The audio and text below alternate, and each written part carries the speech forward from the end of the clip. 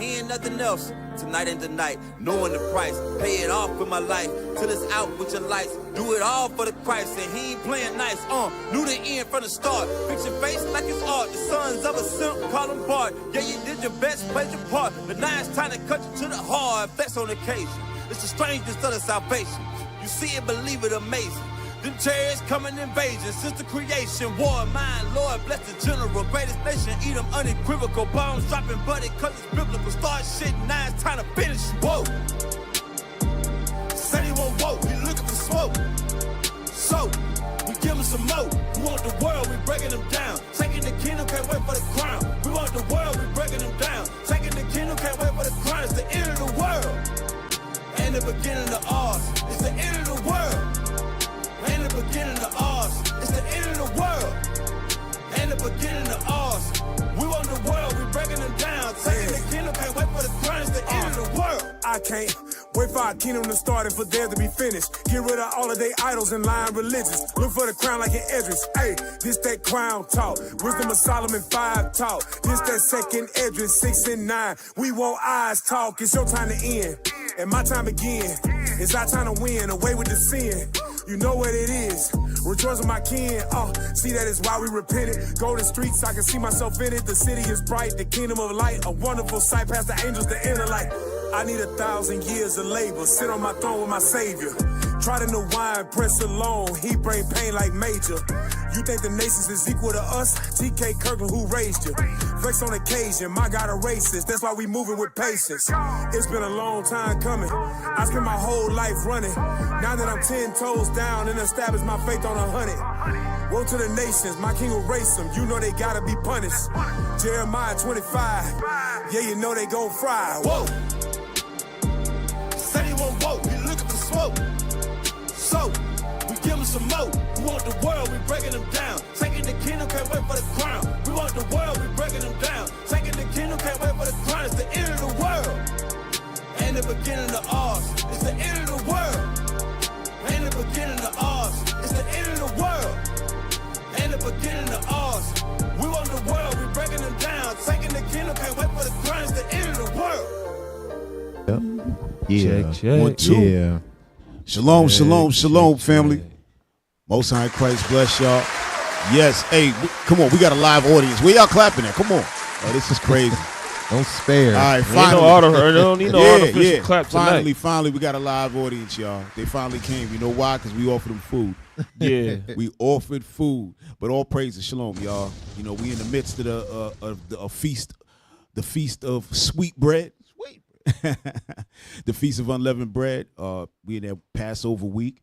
So all praises. So we're gonna reintroduce ourselves. We the Nehemiah squad. I am Captain Zaccai. Hey, it's Officer Shim. Yes, sir, Officer Judah.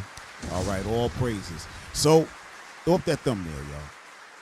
Got a good show for y'all tonight. All right. This one is called Nightmare in Labor. All right. A court orders a C-section on a black doula. All right.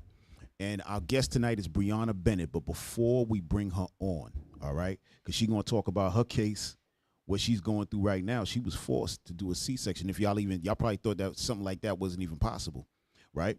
So what we're going to do, we're going to show a little bit of a video from a sister that this happened to after Brianna case, right? So Brianna Bennett, this happened to her first.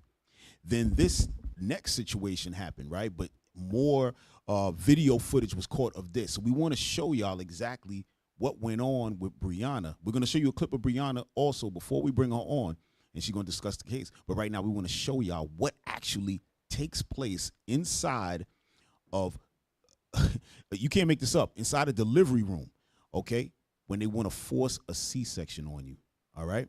Now, play video number 3, y'all. It's a real judge, you know? Yes. My name is Michael Khalil. I'm a circuit court judge here in Jacksonville, Florida. The state of Florida has filed Hit pause, y'all. Hit pause for a second. Now, what you're looking at, right, this is a real judge, okay? They have wheeled in a TV into the room with her, into the delivery room with the judge and I guess some attorneys and maybe the district attorney. I don't know who the hell that is in the room. Or you see all these pictures, all these different Zoom pictures in there. And the sister, Sharice Doily, she's sitting there about to give birth, all right? But she wants a natural birth. The doctors are saying, no, you need to get a C-section. She said, I don't want that, right? I want to try natural this time. She had 3 C-section births previous to this one, right? So now the hospital went and called the authorities. You understand what I'm saying? I never even knew something like this was possible. Me neither. All right? And they rolled the judge and his people into the room. All right? Hit play. Petition for declaratory judgment. They're asking for an emergency C-section be granted by the court. I have not had a chance to be able to consult with my own legal representation, and I'm trying to understand how you are taking my rights away as a patient to be able to decide my own care, to give me an emergency C-section against my will. Well, let me ask you about that. What about the risks to the child? Anytime you go into childbirth, whether you do a vaginal or a C-section, there is inherent risk to the mother and the baby. I have other children out here in the world that need me. If I die from a C-section, nobody on this call is going to take care of my children. Right. You have a new doctor Hit pause. What I want y'all to see is how cognitive she is, right? She clearly sounds like she's in her right mind. Yep. Right. Right? Yep. She's speaking intelligently, right? So anybody who's watching or listening to this is already knowing, okay, she know what the hell she's talking about. Mm-hmm. You know what I mean? She said, regardless of C-section or natural birth, this is, there's inherent dangers with it. She used the word inherent, bro. I know she's good. Yeah. I know she's clear-minded at this point, right? Go ahead, hit play. Coming on. I don't know. Yeah, no, they don't have nobody African-American that they can give me. Let me ask you. I don't know that. Then I don't find that race really has. Yeah, good. I'm glad he paused. Hit pause. Yeah, because he's about to lie. That's why she said, "Is nobody African American around here?" Yeah, because she already knows what it is. Because that's exactly what it is, right? And he knows that's what it is, but he couldn't even get the words out of his mouth. Because if he really felt that way, he would have been like, "Listen, lady, this doesn't have nothing to do with race. This got something to do with the health of your child and whatever." He didn't say that. He started stuttering. Hit play. Much to do with this, ma'am. It does have much to do with it because historically, Black people do better when they have healthcare providers that look like them. It's nobody Black in here. Wow. I'm so tired of this. I'm over this whole situation. Like, y'all are gonna make me have level 3 tracing. How bad y'all stressing me out. Ms. Doyle, that's what's going to be entered. I'm going to circulate this order, this proposed order to the other attorneys. Enter this in today, not requiring anything except for an emergency basis. Thank you so much, Your Honor. Yes, ma'am. I appreciate you spending 2 hours. Made him eat his words. On a Sunday, going through my medical history and fighting for my vagina. Yo. All right, y'all. Y'all can drop that, right? She said, "Thank you, Your Honor," because he said, "All right, so I'm going to enter it into the books that you don't need to do anything unless it becomes a medical emergency." Yeah. So she said, "Yeah, thanks for looking over my paperwork on this fine Sunday and looking over and saving my vagina." She's crazy. That was funny as hell, right? So now I want to show y'all this. Bring up number 13, okay? Because now you're going to see a video of our guest, all right, Brianna Bennett. You're about to see this. It's not as long of a video, and we don't have that same perspective, but now because you've seen that one, you know exactly what she was going through, all right? And that one we just saw a little snippet. That actually lasted a couple of hours, okay? So play that number 13. Go ahead, Ms. Smith. What do you want to say? Okay, so yes, I am 41 weeks pregnant currently. The reason for C-section is not an emergency. All of the doctors from family practice have shared with me what my risks are for choosing to do a VBAC after 3 C-sections, which I requested TOLAC, which is a trial of labor after having C-sections.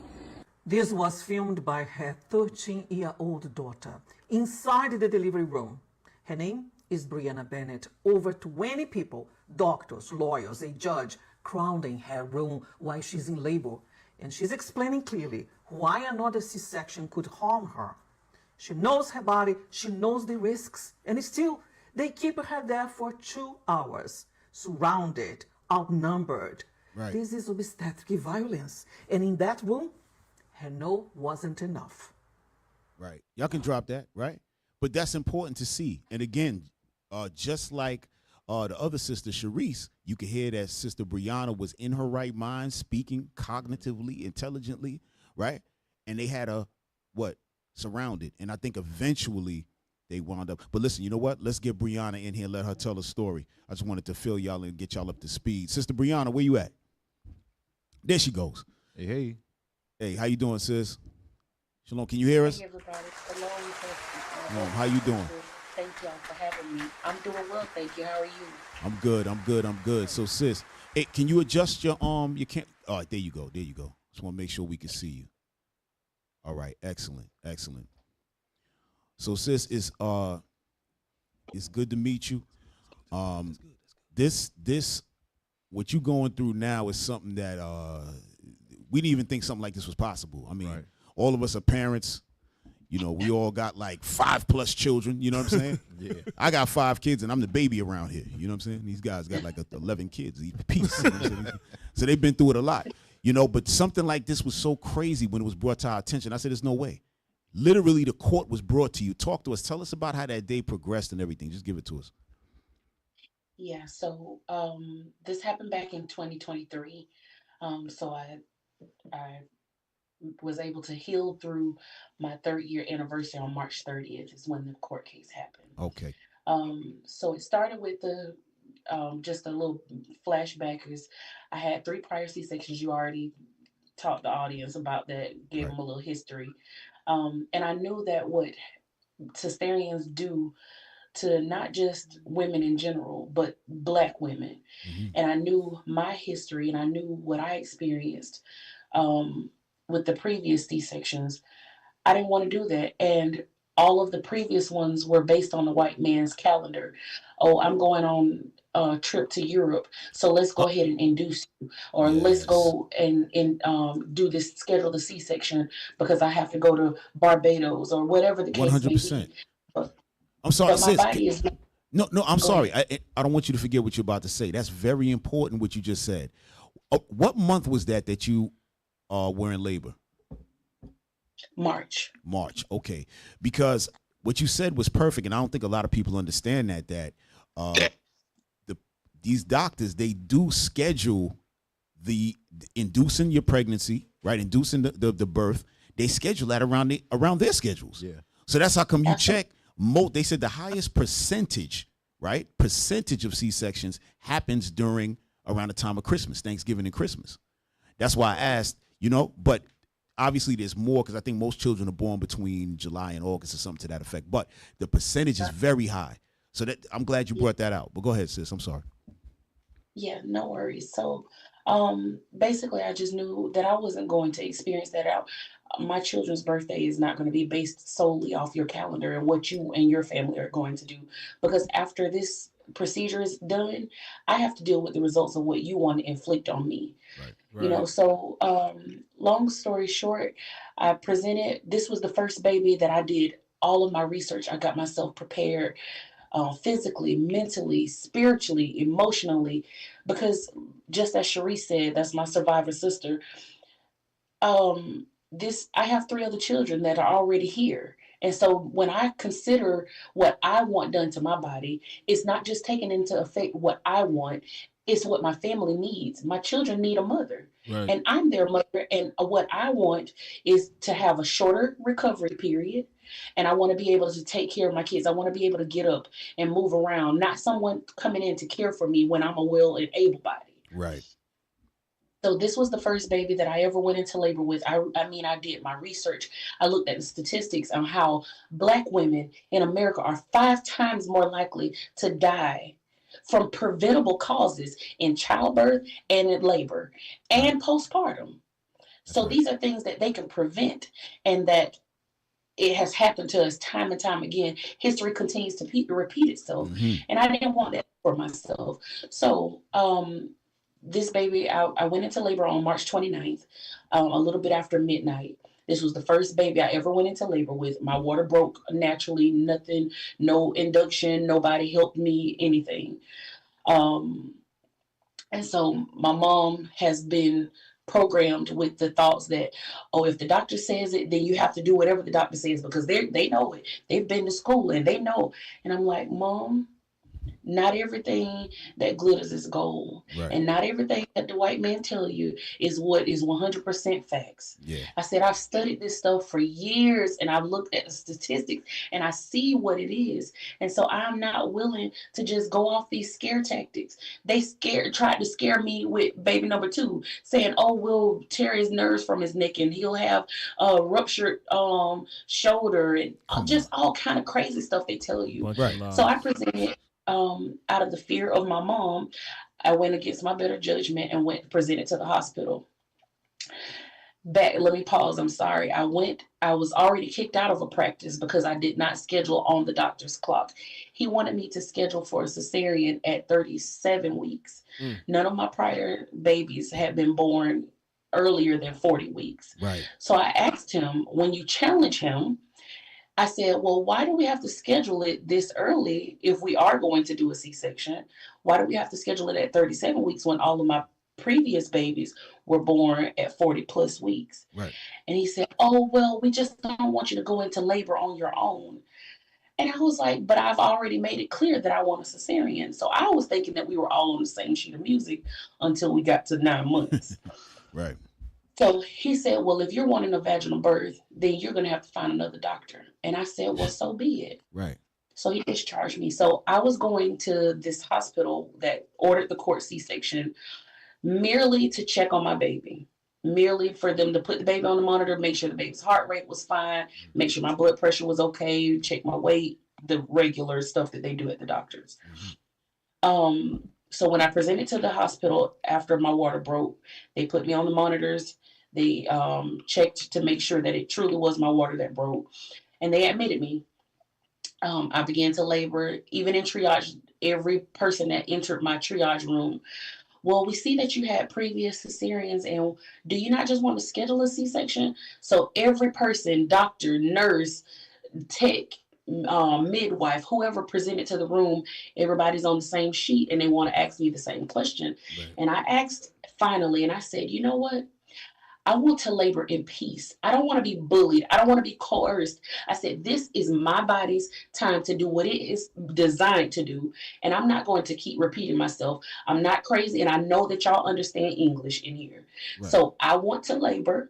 And I do not want to continue to answer the same question. We're going to have this baby vaginally, unless my only drawback was if I or the baby start showing signs of distress, then we're going to the operating room and we're going to get this baby out as soon as we need to get it out. Right. But until we get to that point, we're going to continue laboring naturally. Right. So the next morning rolls around. The doctor came on. Presented to my room. A midwife the night before said, well, you may need to think of a game plan for when the doctor comes on in the morning, because he's going to want to know how long you plan to labor on your own.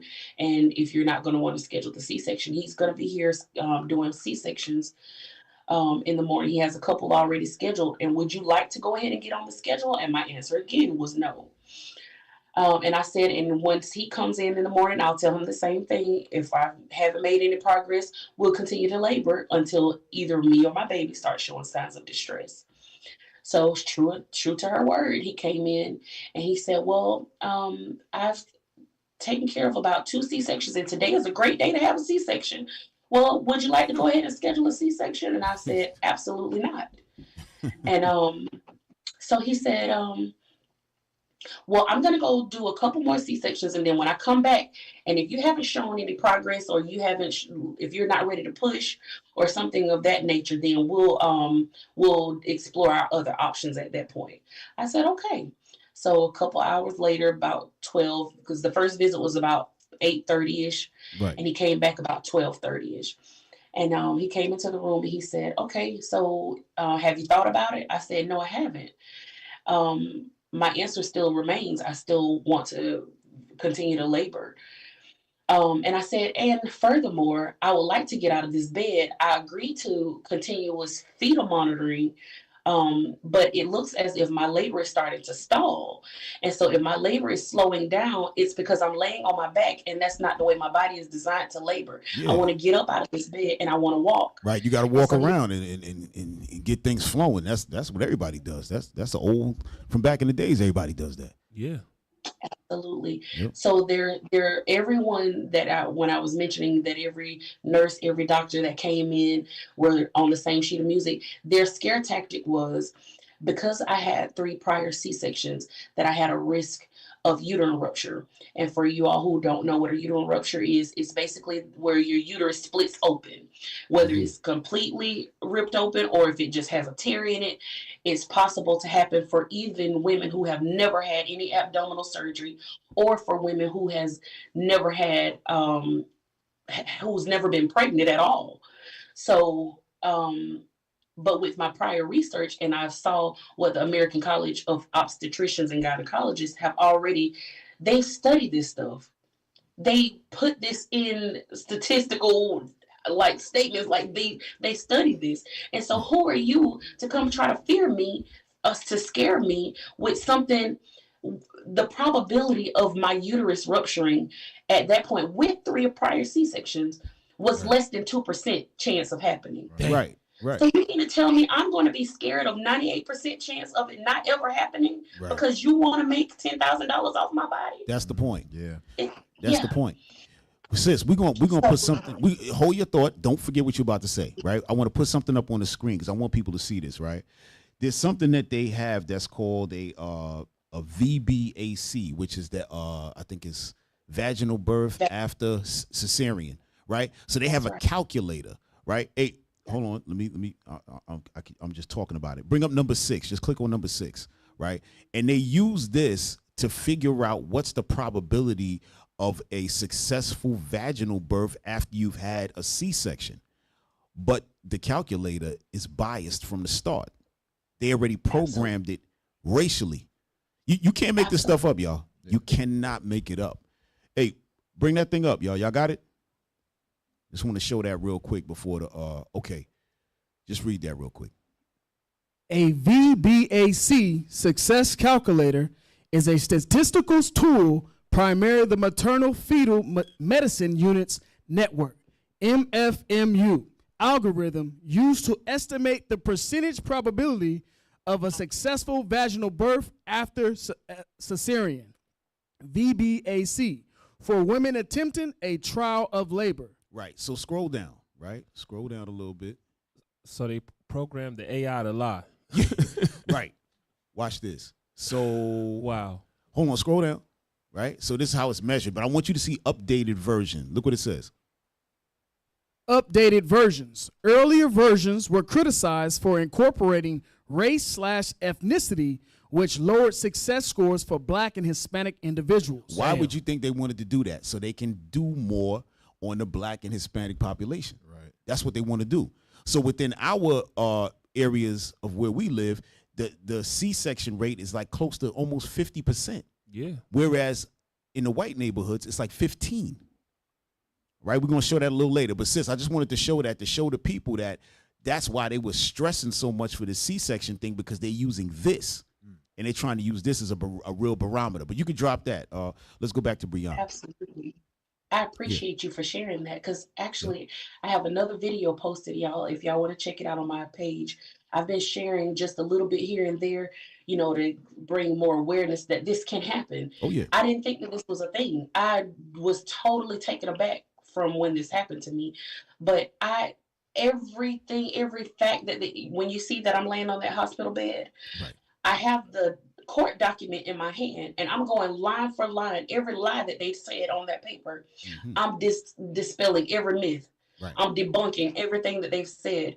That calculator that you just posted, it also takes into account that obese women, people who are plus size or bigger or larger, that they do not also they have lower chances for success in that. And I told them, I said, ACOP doesn't say that. Right. So You are telling me as an OBGYN that because I am big or larger than my white counterpart over here, that I cannot have a vaginal birth? How many black plus size women have had vaginal births? Yeah, That's a lie. makes sense. Yeah, that's complete garbage. Yeah. So going forward, so when the provider came back from after the second rounds of C-sections that he was just passing out like they were candy that morning, he decided to ask, he said, well, how long do you expect to continue to allow this to go on? And I said, well, however long my body takes to bring my baby earthside. So whatever we need to do to get this baby out of my vaginal canal, that's how long we're going to take. And that's how long we're going to allow my body to, unless either one of us start showing signs of distress. So he stepped out of the room. He came back in. He said, well, we're going to do the C-section and we're going to do it now. And I said, we're not doing a doggone thing. You're not doing anything to my body that I do not consent to. And Right. I'm telling you that I do not consent to you doing a cesarean on my body. So you could tell like the rest of the color left out of his face. He left out of my room. He came back in. He said, well, I'm going to call in the mental health team and have you evaluated because maybe you just must be out of your mind. Wow. I said, well, I said, Right. I said, it's quite ironic that I was well competent all of these other 2 visits that you made with me. Right. I was in my right mind. I didn't have any issues. But now all of a sudden that I'm not going with what you want me to do, I'm mentally incompetent. Okay, I said, well, call in whoever you want to call in. Call the team in. I consent to that. So he stepped out, took him about 30 minutes, come back in, no team. He said, well, we're going to call the court and we're going to get this court order C-section.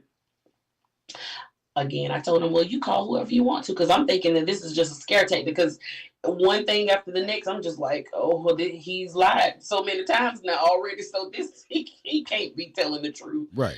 Well, to my little surprise, after the shift changed, I'm laying on my side there checking my baby's heart rate, and in comes 20 white people that I have never seen in my life. And I'm talking about security. Now, remind you, I am in labor, like Right. real labor. So these is actual. This ain't even no Zoom. This is the actual people in your room. So on that video, you'll see the Zoom call is there. Okay, the Zoom call. Oh, got it. Okay. That's the judge, the Right. judge, the state attorney, the one of the doctors from the practice that was taking care of me. Right. And it was like 2 other lawyers or hospital representatives on that call, but most of the people were physically in the room. Damn. So, the lady, one of the attorneys that represent the hospital, is the one who brought and you can kind of see a little glimpse of her in that video. She has on the black suit, the white woman that's holding her hand on the little iPad. And then they proceed. They gave me a sheet of paper. They were like, well, this is, we're going to court. You may want to prop yourself up or prepare for this court proceeding. And I was like, court? Are you serious? Like, and yeah, so the video. that's crazy. No, I'm sorry. They said get yourself together. Like you're supposed to jump up, throw some makeup on. Yeah, and I'm just supposed to get stop dressed. the labor, cut my reproductive system off and just turn it off. Yeah, so they presented the paper, and the video was recorded by my 13-year-old at the time, my daughter. And can you imagine the agony? All of my children were present. My mom was present. Wow. My children were present. And they just one lie after the next, one lie after the next. And unlike Sharice, although they agreed to allow her to continue to labor, the judge and the state attorney both said that I even asked at one point in the proceeding, I said, and I talked to my doula, I said, I don't know who to talk to. I don't know who to call. They said the only way that I would be able to continue to labor is if I had someone to stay the order. And I said, well, I don't even have a lawyer present while I'm talking to y'all. And I should have a right to an attorney or something before y'all even take me into this. And we've been in this court proceeding for over 2 hours and nobody has given me any representation. Well, we cannot give you legal advice over this call. Oh, but you can take me to court while I'm in labor. Right. So my doula at one point, she was like, I'll get you up. She was a Black woman. She said, I'll get you up and I'll put you in the car and I'll take you. And they said, no. We think that she's well beyond AMA. So I couldn't even leave. So that's false imprisonment that they also would not even allow me to leave against my wishes if I wanted to leave. So it was just truly, you all titled it the best nightmare in labor. It was truly a nightmare. Man. So I mean, oh, wow, this is crazy. So from here now, after that happened, they did the C-section, right? You stayed there a day or two. I don't know how long they kept, because I know they kick people out like after a day or so, right? You went home. So now, what happened? Did you now say, I'm gonna bring some kind of legal action against them, or did somebody reach out to you? How did that happen? Absolutely. So it wasn't right away. I suffered from postpartum depression, like really bad. You can only imagine going from that type of thing. Labor and delivery is a nightmare all in itself. But actually going through a court hearing while you're in labor, that's a whole nother coat of a different color. That's right. But it was maybe a month later that I reached out to some advocates in New York to help me navigate through this. And Sharice and I were connected through this, through the case. Of course, it was after she had experienced what she experienced. So we met in January, and we were thinking that we were doing the right thing, reaching out to these advocates, helping us to maneuver through this. And we were thinking that we were going through litigation to sue the doctors, sue the hospital, sue the nurses. I told them I wanted to sue their ancestors, dig them up and sue them too. So, right, get everybody. But, yes, the children too. Take the money out of their will and everything. I want everything. I want them to feel what it's like to have to experience something like that. That's not something that you just hear about on a day-to-day. And it has happened before. And not as regular to other women of, that's not Black. It has happened to a white woman at the same hospital that I was. And then it happened to another Black lady in New York. So yes. And I think she sued as well. I think she sued as well. But she tried and they couldn't. So that's what we've been working on. We did get the human rights and civil rights complaint. It has been submitted. But the route that we've been trying to take, it's been a nightmare. So now we have partnered with a sister in South Florida who she said, listen, I don't know what the team that you have right now, but let's make a call with them. They've been dragging their feet. And at one point they seemed like they were being helpful. But once this sister reviewed our stuff and reviewed our case, she was like, this could have been done so long ago. So we're now exploring other avenues to, do litigation for this case. I'm running out of time. Sharice still has time. We have 3 years. Really? But they can do a 4th year if, like, on the grounds of I wasn't aware that this was a crime because a judge made me do it. So I wasn't sure that I could, do litigation for this. Right. So on causes like that. Wow. Yeah. Well, you know what? You said something before about history repeating itself, right? So from we talking about since slavery, this has been going on, right? I want to show you something. Go to bring up number 1, y'all. I don't even think I numbered it. But it's the first book, Medical Apartheid. Just bring that up. Bring up the cover, and then we're going to read that page. All right? This is for the audience and for you as well, sis, right? So you can see, because you made a statement that history repeats itself over and over again, and they just change up the ways that they're handling things, right? Because they're not able to do exactly what they did before. Yep. So now they got to use different means, Yep. They change up the names, too. Put different names on it. That's right. That's right. Y'all got that? All right. Medical Apartheid, the dark history of medical experimentation on Black Americans from colonial times to the present. To the present. Right. So read that part that's highlighted. For Black women, forced experimentation. Right above that. Up one, yeah. Right there. Yes, sir, yes, sir. Whatever his ethical sins, Sim's surgically exploitation of enslaved Blacks was consonant with the medical practice of his time. Right. So when it says that it was consonant, meaning it was the standard, right? That was what everybody did, right? So this guy Sims, who was a so-called doctor, he had his own slaves and dealt with other enslaved blacks. Go ahead. For black women, forced experimentation was the standard of care. A. Donaldson, Louisiana surgeon named Dr. Frances Marie Prevost used enslaved black women to perfect cesarean sections. Right. So you see that right here during slave times, right? This is where they perfected. They make sure to say that perfected cesarean sections. Right. Go ahead. Performing 4 such deliveries on them between 1822 and 1831. Right. So between 1822 and 1830, right, they were experimenting on our people only. Right. Right. To so-called perfect it. So that means that before 1822, nobody was being born, I guess. They needed C-sections for people to be. Come on. This is the reality of this nut job that we got over the medical care system. This is a demon. Go ahead, read. In 1830, he performed his first successful cesarean on a woman. Prevost described as a fat-colored primipara, a woman giving birth for the first time with a contracted pelvis. Right. So he tried to give it a title as if something was wrong with the woman, right? He said something about her pelvis was contracted and all that. She was fat colored and all. He's trying to write it in a way to make it look like I had to go get the baby. Right. Right. But the point is, this is how they did us. Total experimentation. Now it's to the point of, okay, like you said, like you brought out, sis, now it's about the money, right?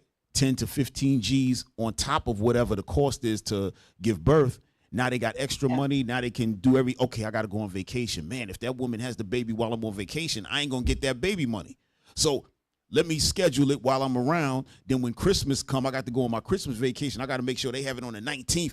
All of this is going on. Yeah. To the point the way they tell you that you have very few people born on December 25th and like January the 1st. Right, which people call Christmas and New Year. They literally have very few births around that time because of these practices here. You know, this is crazy. Look, hey, check this. In that, it says delivers on them between 1822 and 1831. Right. In 1830, he performed his first successful one. Hey, I'm glad you brought that up. Wow, that's beautiful, right there. Does that mean that mean everybody else died? Of course. Damn. It was killing. And might I add? Go ahead, please. Add to that? Please. It wasn't even.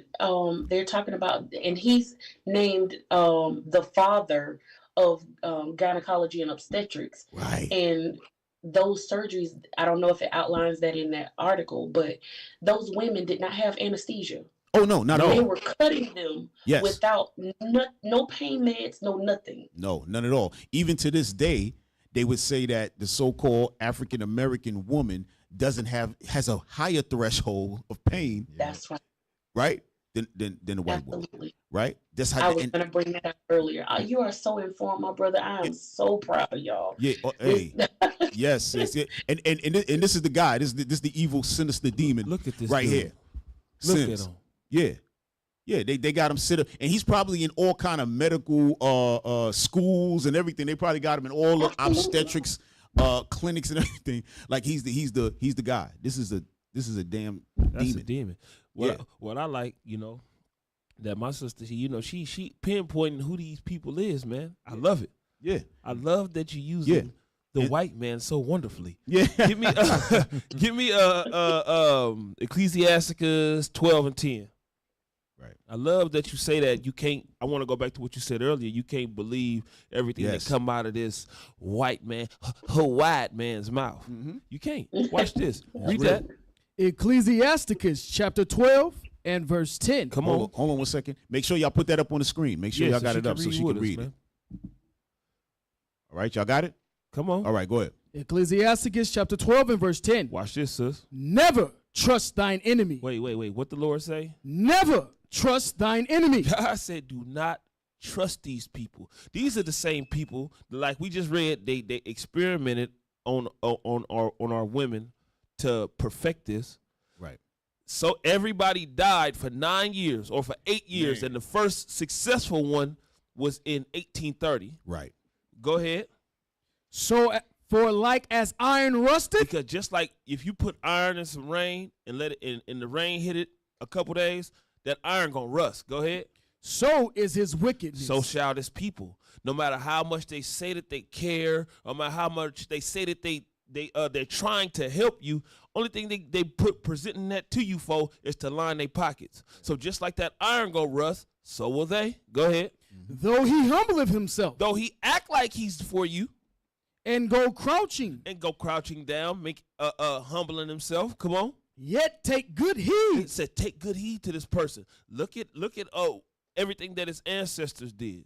Look at everything that they doing in today's time. Look at all of the genocide they committing and just putting another name on it. Look at all the Planned Parenthoods they put in our neighborhoods. Right. Look at all of the liquor stores they put in our neighborhoods. Look at all of the drugs and guns that they drop off in our neighborhoods. You got to take all this stuff into consideration, because why? The Bible said that that's your enemy. Go ahead. And beware of him. And beware of that person. Come on. And thou shalt be unto him as if thou hadst wiped a looking glass. Go ahead. And thou shalt know that his rust have not altogether been wiped away. If you look at what's going on and you look at the history, you'll be able to tell this person is the same person. It's the same man. These are the children of the man that did it. Right. They all, like you said earlier, I want everything. I want it out the bank account, the kids.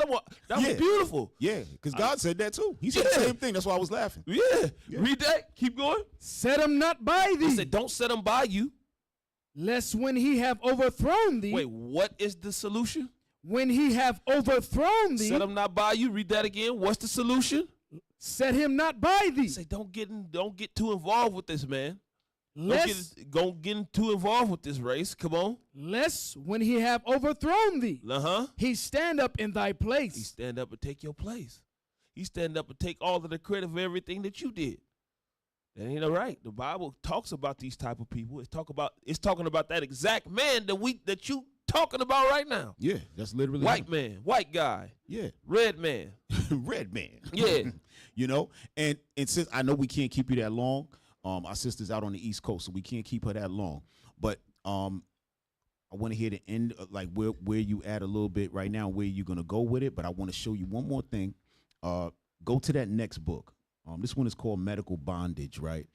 And I want to make sure you see this because you got a lot of good knowledge. I see you already knew. You knew about that animal. Yeah. But bring this up right here, y'all.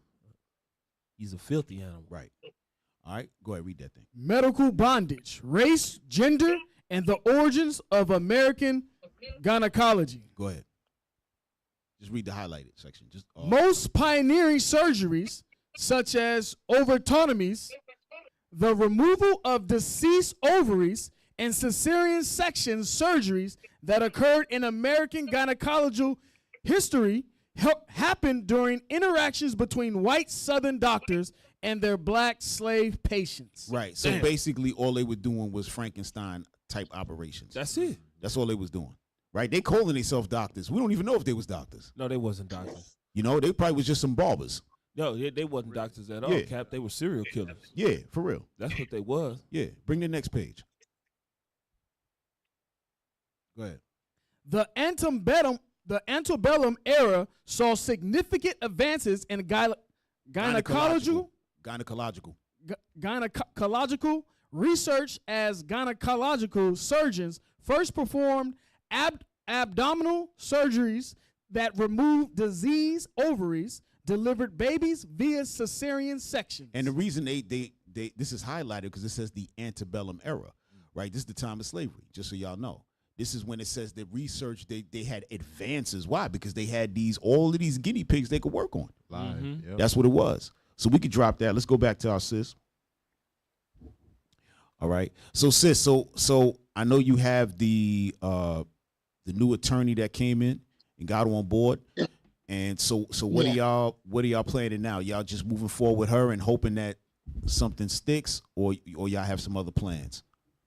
we're taking several avenues at this moment. We're both of us are absolutely, we're for our Black people. We're advocating for Black women. She was already doing her own thing as a doula. She's actually the one that's the doula. Right. I was the nurse student. Okay. So okay. She was making sure she reached out to, especially like low income Black women, people who are on Medicaid, because they get classed out so often. And so we're basically just advocating. We've been circulating our petition to stop these kind of laws from being, relevant in today's society. And what we've realized is the consensus right now is that the people that we originally had, they've been fighting with cotton balls, but that's what you can expect from the white man. And so Right. I'm sorry, sis. We can't see you no more. Something happened with your camera? Yes, so I was connecting my charger. Okay. All right, no problem. Go ahead, sis. Let me see if I can turn it back on.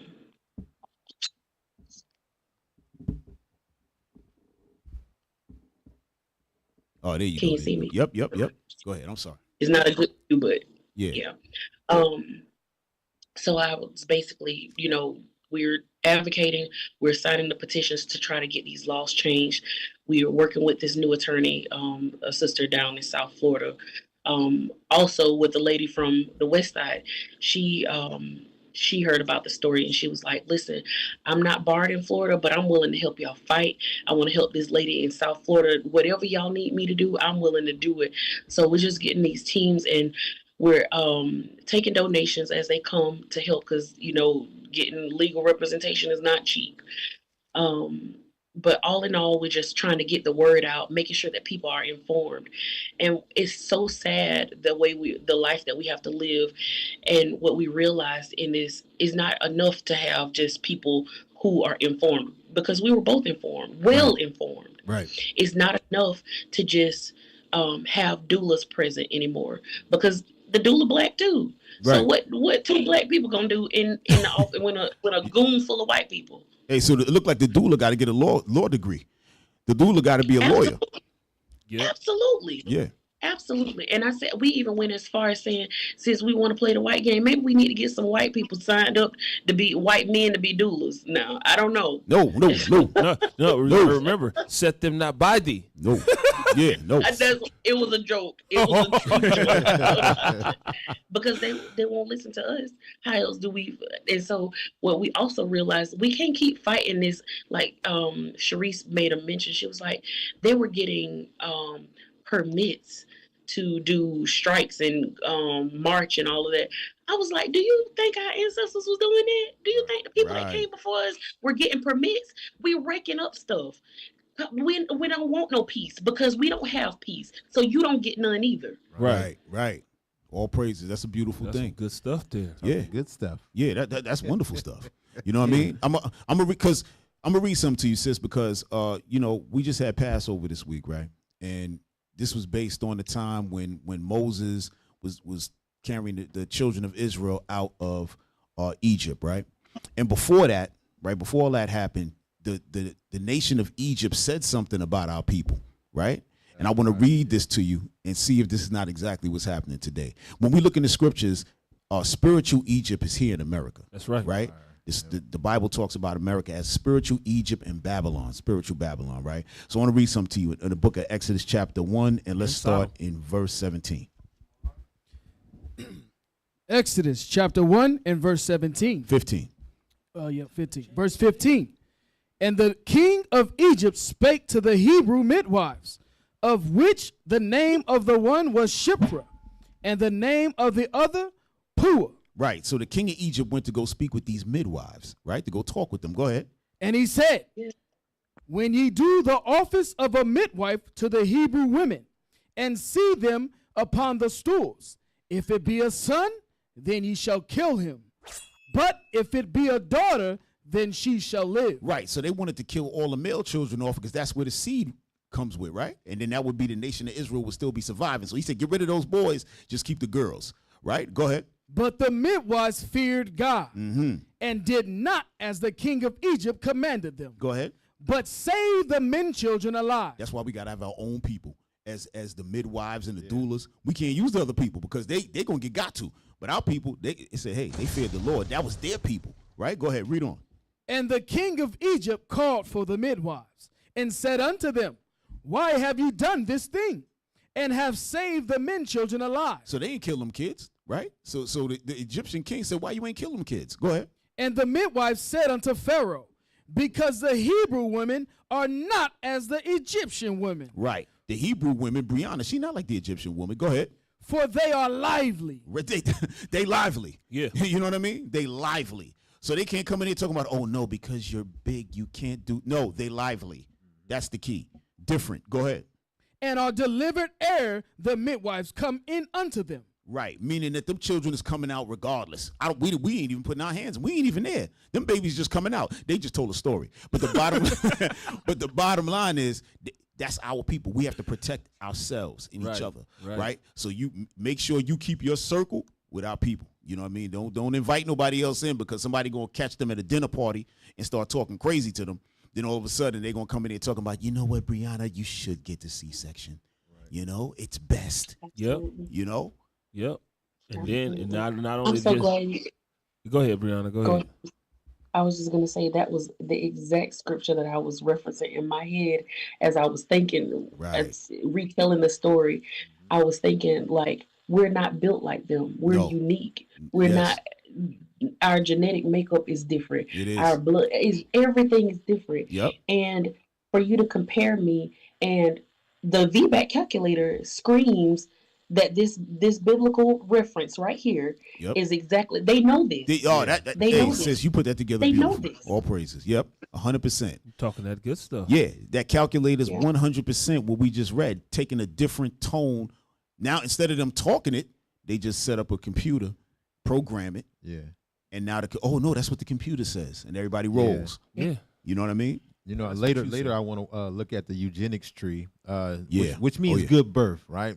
And it's got all of the methods of how to destroy our people, and one of them is statistics. So, like the statistics of what's a healthy person is based on a white woman or a white person. You know what I'm saying? Not taking into account that we are different in those ways. You know, another branch of the eugenics tree was surgery, medicine. You know what I'm saying? So that go into all these little crafty counsels. So this is on point. Yeah. Yeah, straight up. Yep. Straight up. And then like you were saying, we built different, right? Mm-hmm.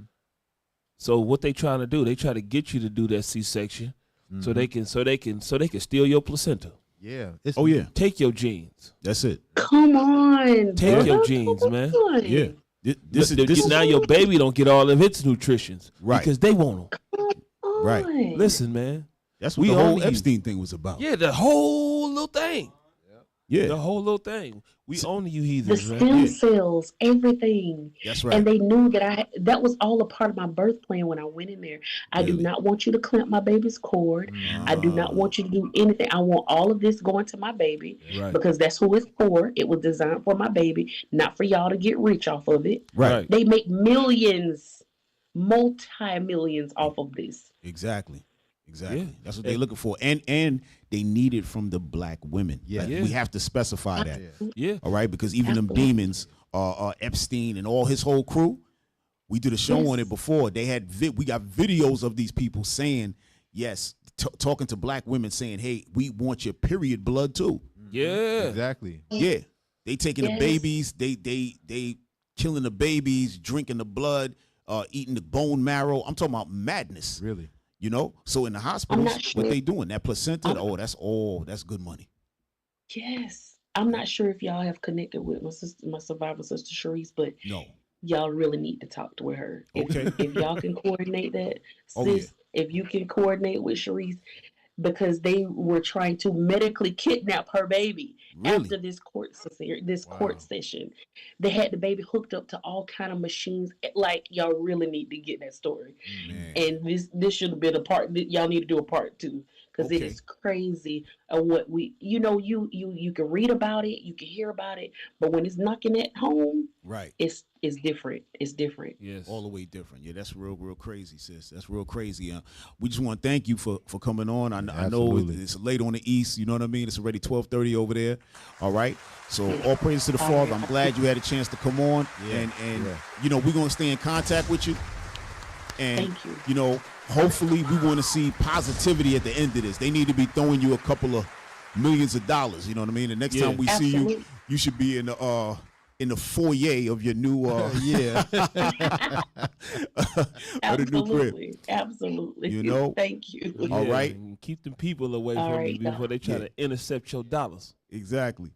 All right. Thank you, Brianna. All right. All right, y'all. My pleasure. All right. Shalom. Yeah, man. All praise. This is crazy, sir. Yes, sir.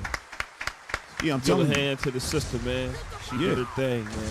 Yeah, bro. And we got the eugenics tree up there, and this is what Officer Judah just brought out about all the different branches they got, right? And the roots of what they got, man.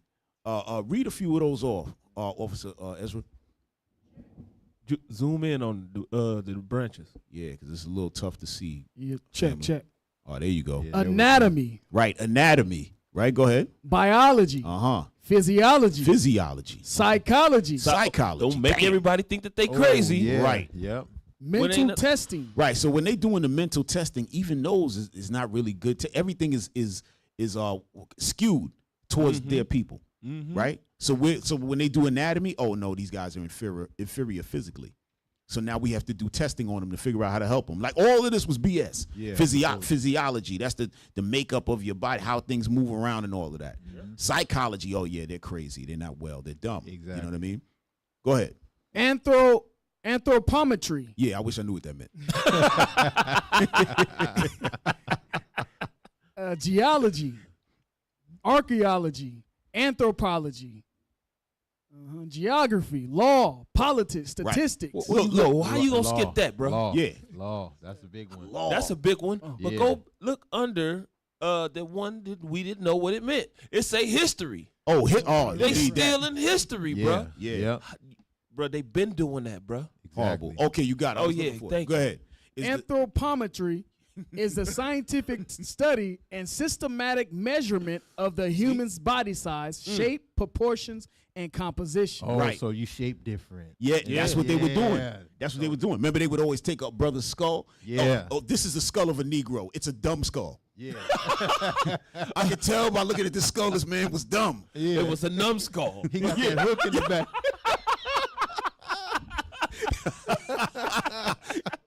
A numbskull. Yeah. Oh, yeah. Man. You could tell this was a dummy right here. Bruh. And he had to have been black. Look at that skull. These people are some demons. Bruh, they take the history, erase your history. That's one of the biggest ones right there. Right. Because what are they calling us? They calling us African American. Meanwhile, we the Jews that the Bible speak of. Exactly. Meanwhile, we the people. Right. Meanwhile, we the chosen. Right. Come on, man. And remember, this tree is all about put the tree back up, y'all. It's all about uplifting the white race and increasing their numbers and decreasing ours. Right. So how can law decrease our birth rate? Very good. You see what I'm saying? Court-ordered C-sections, taking of the ovaries by law, framing a mischief by law. So all the stuff we're seeing is biblical. You see what I'm saying? And then you get to where we're saying medicine, surgery, all these things are done to keep our birth rate low. You see that? And it increase theirs because whether you know it or not, their birth rate is decreasing rapidly. Yeah. Right. And they fear that. Yeah, and that's why they be trying to push all of this interracial garbage. Every time you look on social media, YouTube, Instagram or Facebook, it's some white dude with a black woman. Right. You see statistics right there? That's that calculator. You know, that's that calculator that determines if you're gonna have a successful vaginal birth, or you know what I'm saying, or if you're healthy, or this, that, and the third. And it's all based upon either their intelligence, their weight, their height, all that stuff to make us not want to continue to be fruitful and multiply. Hey, and Judah, and through those statistics, because you don't have the education, they able to because education is on there too. Because you don't have the education on what they talking about, you fall for anything. But and check this out. But let's stay with that law for a second, because that's gonna weigh heavily into the conversation. Yeah. Get Wisdom of Solomon 2 real quick, right? Because the law, that's where the power is at for these people, man. It's always been that. That's why they brought the law in there to go deal with her. Like this is insane, right? You got that? Just hit 11? it straight. Your verse 11. Yep. Wisdom of Solomon. 10. Wisdom of Solomon, chapter 2 and verse 10. Let us oppress the poor, righteous man. Go ahead. Let us not spare the widow, nor reverence the ancient gray hairs of the age. Go ahead. Let our strength be the law of justice. Right. So Esau is saying, let our strength be the law of justice. You may say, how we know that's talking about him. Read verse 1. Verse 1. For the ungodly said, reasoning with themselves, but not aright. Our life is short and tedious, and in the death of a man there is no remedy. Neither was there any man known to have returned from the grave. Right. So it says the ungodly, the wicked. That's what it's talking about, right? So read 11 again. Verse 11. Let our strength be the law of justice. Right. The law of justice, meaning we're going to create any law we want. Right. There was no vote on whether we should bring in some attorneys and a judge and everything into a delivery room. Nobody never heard of this. Right. They just put that in the books and started running it down on people. That's what this is talking about. Let our strength be the law of justice. Go ahead. For that which is feeble. For that which is feeble, which is our people. Sister was in there. She was feeble. Her whole family, everybody, feeble. Go ahead. That which is feeble is found to be nothing worth. It's not worth nothing. These people ain't worth nothing. That's how come we can have this eugenics tree and talk all this garbage and lie and create things. Right? So go ahead. After law, what we got? Statistics, right? Education, genealogy, biography, economics, politics, religion, psychology. Religion. Yeah. Religion. See, even the white man put religion in there because they know they created all these false religions. Yep. To do what? Keep the people in pocket. Yep. Right? That they don't know the Lord. They depend on them for everything. Right? Go ahead. Biography. Surgery, medicine. Okay. Surgery, medicine. Surgery, right? and archaeology. Medicine. Yeah. Archaeology. Where's that at? On the in the middle, more towards the middle to the left. Damn. Archaeology. Oh yeah. Okay. Right Yeah. there, Damn, right we must have there. missed that before. Archaeology. That's excellent. Right? Because that's what they're using to say. Archaeology goes with anthropometry. Yeah. Right? They got them things. They digging up bones and all of that. You know, talking about the first woman was in, here, there. And I'm telling you, y'all, this is it right here, eugenics. This was the beginning of what they put together for abortions and Planned Parenthood and all of that. Margaret Sanger, and we're going to get into all of it, right? So we could drop that, y'all. Yep. You say economics on the tree too. Damn. Yeah, that's money. Good. That's Poor. money. Is that's good economics? Good economics. That's right. To get Redlining. them to abort. I mean, not abort, but to get Caesareans That's right. because they line their pockets, man. Absolutely. Hey, and family, we forgot to mention the super chat is live and in effect. Oh yeah. All right. I got some people to shout out. Oh, you got some people to shout out? All right, take man. that time. Go I ahead. got Antoine Silva. Okay, $20. Antoine. All right, all praises. Thank you, Antoine. W619 Hunt, $50. Oh man, all praises. Alvin Israel, Okay. 144, $20. All praises, Alvin. Miss Gad Israel, $10. All praises, Miss Gad. I don't want to mess this up, but it's kind of messed up already. It's SS Porky, 650, $50. All praise SS Porky. Yeah, SS Porky, man. Okay. Unless that's Sporky, I don't know. All right. Well, hold on. SS Porky, if we saying your name wrong, forgive us. Yeah. But all praises to the Lord. We appreciate you. Official keto. I know I said that wrong. $10. All praise to the official keto and W Hunt, right? WB Hunt. I think that was before. I can't remember. the name. WB Hunt. Yeah, I forgot. Whatever that. I forgot the name. I didn't actually say. 619. W619. W619 Hunt. All right. All praises. Yes. Shout out to the super chat. Yep. Shout out to the super chat. Forgot to mention that before. Hey, Cap, I want to point out one scripture real quick. Please. All right, give me Exodus 1 because I loved it. Exodus 1 is talking about basically how the Egyptians felt about us, right, as we was increasing, right? Right. So give me verse 9, and then that question I popped up. Exodus chapter 1 and verse 9. Because there's no new thing under the sun. This is the spiritual Egypt, right? Watch this. And he said unto his people, behold, the people of the children of Israel are more and mightier than we. We are more than them. We are mightier than them. And it is a necessity to control that. You know what I'm saying? Read on. Come on. Let us deal wisely with them. Eugenics, education, birth, statistics, so on and so forth. At this time, it was appointing taskmasters. Right. You know what I'm saying? But as you look, when you get to this new Egypt, they got a slew of methods, right? Give me Psalms 105 and 24, right? So this is a mindset. They know that we are more and mightier than them. So you look at the map. They'll make America very big on the map when it's actually very small. Right. You know what I'm saying? Africa looks small on the map, but it's really vast. Right. You see what I'm saying? And that's to do what? To make you visually think that we are the minority when we the majority, right? So read that. Psalms chapter 105, verse 20, 125? 24. Verse 24. And he increased his people greatly. God increased us greatly. He's always done that. Even in poverty, guess what we do? We don't have money. we give birth. That's what we do. That's the nice way to say it, right? That's the nice way. We don't have money. We give birth. Right. And made them stronger than their enemies. He made us stronger than our enemies. We run faster than them. We do everything better than them, right? Read. And he turned their heart to hate his people. To deal subtlety with his servants. So when they see that we more and mightier than them, it hardens their heart and they deal subtly with us. Especially when they in a throne, in a seat of authority, to create laws, to handle medicine, to govern, so on and so forth. So that's what we're seeing. Now, put Planned Parenthood in every neighborhood, every black neighborhood. Right. Subtly. Right where we at in Oakland on 14th and Broadway. There's one right across the street.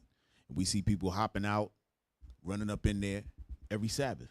Right? At least a couple people. You know, sometimes it just catch your eye. You might be teaching, you might be and you happen to look and you see some feet prancing up inside there. You know what I mean? And they not going for an interview, man. No. Not at all. No, not at all. Hey, y'all, bring up number 5. Bring up number 5. All right. So this is a quick little video about C-sections and percentages and things like that. I want y'all to see. Y'all got that? All right, there you go. You want to have a C-section because you want it or because you need it, not because the hospital you're at happens to do them a lot. Hospitals have wildly different C-section rates, really, for no good reason. If you take a look at low-risk women who you wouldn't expect to have a C-section, if you go to one hospital, it might be really high. If you go to another hospital, it might be really low. At Los Angeles Community Hospital, more than half of low-risk women ended up with a C-section. Now you just drive a couple of miles away to California Hospital Medical Center in Los Angeles. The rate of C-sections for those women is 15%. So in just a matter of miles, you go from more than half to 15%, and this is all for low-risk women. Now, many experts pause say... for a second. Y'all see that? Yeah. So in that other hospital where it's more than half of the women getting C-sections, you know who's over there, right? Yeah, it's in a so-called minority neighborhood. Exactly. Right? So the Southern and Northern Kingdom getting smashed over there. Blacks and Hispanics, they the ones that getting tore up over there. Now when you go to a couple of miles, that's where Esau's at. Yeah, and it's 15% always and like lower. That. It's one side of the railroad tracks that look good, and the other side of the railroad tracks is terrible. That's just how it be. Not only that, right? I don't think it's in this one, but I think I read it that the World Health Organization actually put out there that that C-sections are really only supposed to be done between 10 and 13% of the time. So they put that out there. So that means all these hospitals have that information, and they're like, no, we need this bread. Yeah. Money. And don't even need it. That's why Right. y'all need to stop doing drugs. If you stop doing drugs, you'll have some money to spend. What the hell? Yo, They hit are play. expensive. They are expensive. Hit play. There is no medical reason for this. It's just that some hospitals happen to do a lot of C-sections. That's just their culture. Now, why would hospitals so close together have such a wildly different C-section rates? Well, some people say that hospitals like to do C-sections because they make a lot more money. They make about 50% more on a C-section than they do on a vaginal birth. Wow. Other people say, look, doctors are rushed. I mean, when someone's giving birth vaginally, it can take a long time. They're in labor, it can take days. C-section, very quick, you're in and you're out. C-sections are major surgery and they carry all the risks of surgery, such as infection. Also, babies who are born vaginally are less likely to have breathing problems than babies who are born from a C-section. Now, hold, hit pause. You heard that? You might think of the opposite, right? Yeah. Because the baby got to come through there, all the fluids going in. Y'all been in there. Y'all seen how it go. Yeah. But they saying that's better for a baby than to just get taken out. But they make it look like, oh, nah, it's just easier. You know, we just get you up out of there and sew you up. No. She said it carries all the risk of a regular surgery. Every single last one of them. That's right. Infection. Right, infection, Like, all that. You can bust that scar right back open again. Exactly. It's a lot of stuff that could go on. Right. And all they worried about is that money in your placenta. Yeah, and getting you up out of there. A lot of them sisters bleed to death because they cut an artery or something. Yep. Yep. You Yep. know? They don't talk That's about real. that either. That's That's a real real. thing. Yep. Hit play, y'all. You want to avoid a C-section, you should avoid being induced, because being induced is much more likely to lead later on to a C-section. The key here is that either way, women should have the birth that they want and that they medically need. They shouldn't have the birth that their hospital wants or that their doctor wants. Right. Okay. Yeah, we just wanted to see it to show you what is the difference, because now you got doctors saying, well, we doing it because it's healthier for the baby. It's quicker. I gotta go. If she's having a vaginal birth, I don't know how long that's gonna take. I can't hang around here all damn day. I got things to do. This is crazy. And bring up number 7. This is what I wanted to show the people. We talked about this a little bit with Brianna, but I wanted y'all to actually see this because you can't make it up. I'm telling you, this is insane. Because unless somebody bring this to your attention, you would never think this is how that business operates. But one thing we got to understand, that it is a business. You know what I mean? Only time it's not really business, that's when people got home birth. You got your doulas and stuff like that. That's like a real, birth and pregnancy, with the birth and all that. Anything after that is business. You at the what's the word? You at the not the behest, but you're at the mercy of these physicians and what have you, right? Y'all got that? Go ahead. The hell's going on? These guys crazy. Y'all got it? They said yeah too. Okay, there you go.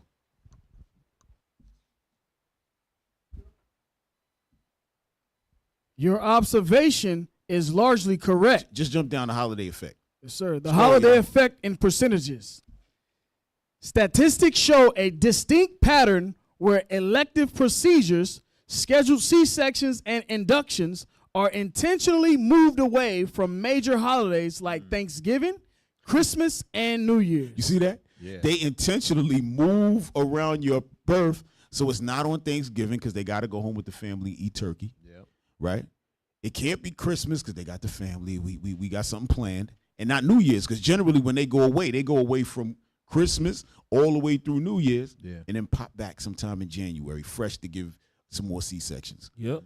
All right? This is what I want to show, because this is insane. But look at mid-month spikes and all that. Mid-month spikes. Can y'all get to ask anything off of there?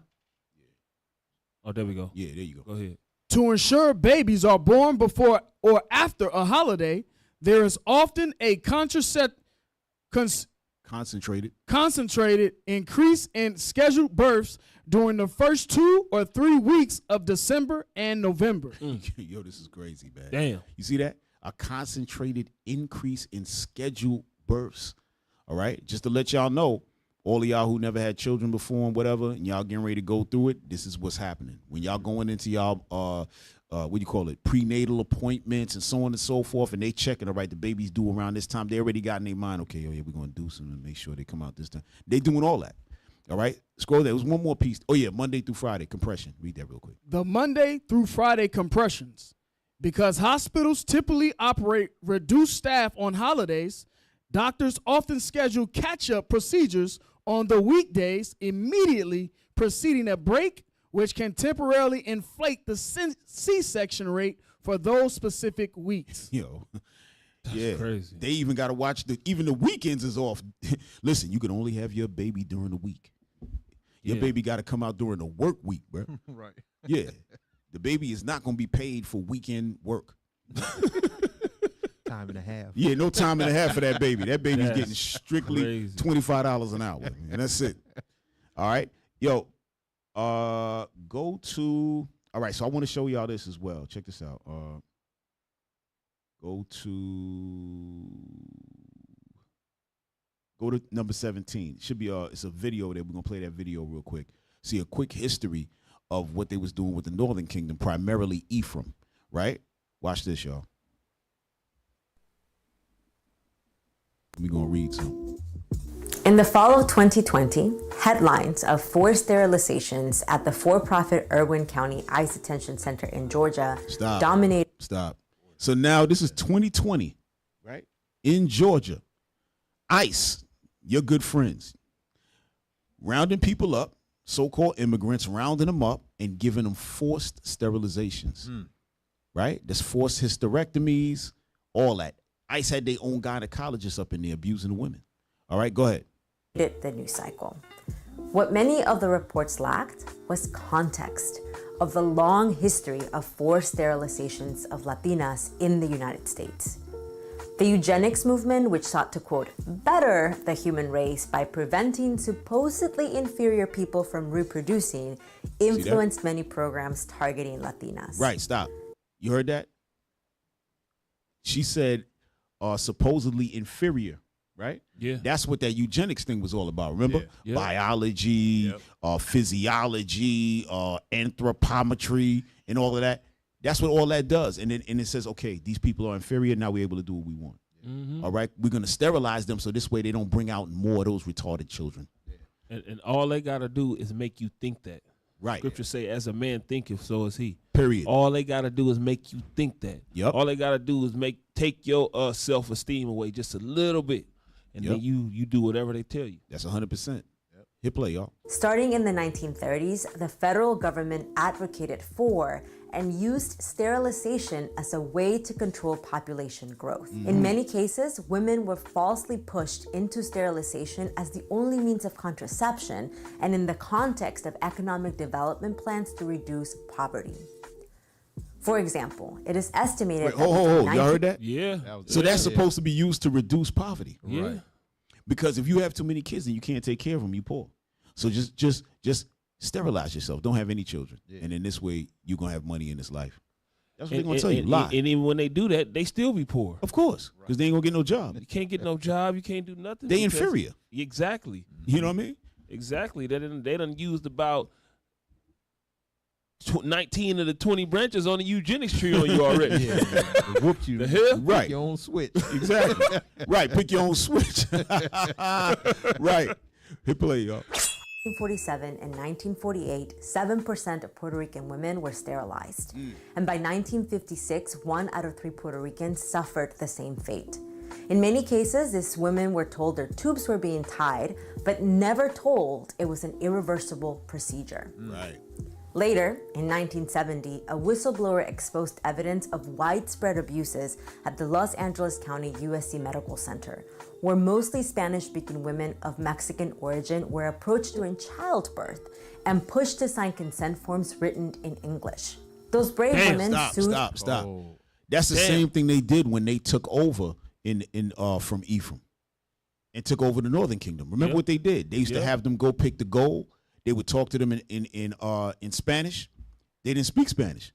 They spoke Hebrew. They didn't understand. They would cut the limbs off. That's cool. Remember that? This is the same thing. Oh, speaking to them in English, they speak in Spanish. Okay, yeah, sign here. Boom, sterilization. No, she said we good to go. This Didn't even know is what they this the signed. foolishness. Huh?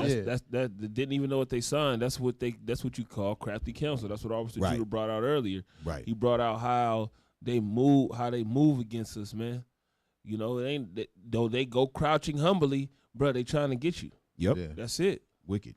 You know, you and like you were saying, Officer Shem, they get you to trust them. Yeah. So they put a smiley face in front of you. You know, they shake your hand and slide that consent form. You don't know what you're signing. Right. You know. Damn. Hit play. To end the practice of sterilization without informed consent, in the case that became known as the Madrigal 10, which was led by co-counsel Antonia Hernandez, who went on to head MALDEF. Not only were these women sterilized against their will, but the judge in that lawsuit blamed it all on a communication breakdown. He went on to argue that he believed Mexican women draw their worth from, quote, rearing a large family. So their pain came not from being sterilized against their will, but Right. because they could not fulfill their Mexican duties. Right. Right. You He see will that? That's Esau. Yeah. No. Trust me, they're not upset because they're sterilized. No, they're not worried about that because their main pain is because they just want to be Mexican and have a lot of children and rear a lot of children. But what they don't understand is that rearing a lot of children is not good for them, and this is why we sterilize them. So don't worry, they're going to be fine. That's basically what's being said. Yeah.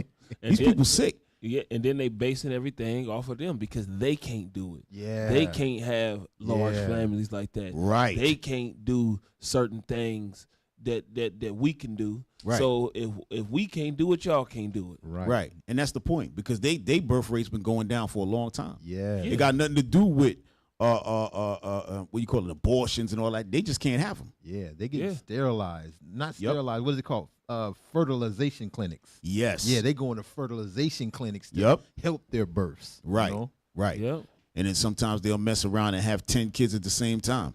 And then put that all on TV and glorify it. Yeah. You know, but let a Hispanic sister have 8 kids, and it's like a great shame. Right. Yeah. You know. Right. Yeah, This is that's- pure stupidity. But hit play. Weird. In favor of the USC Los Angeles County Medical Center.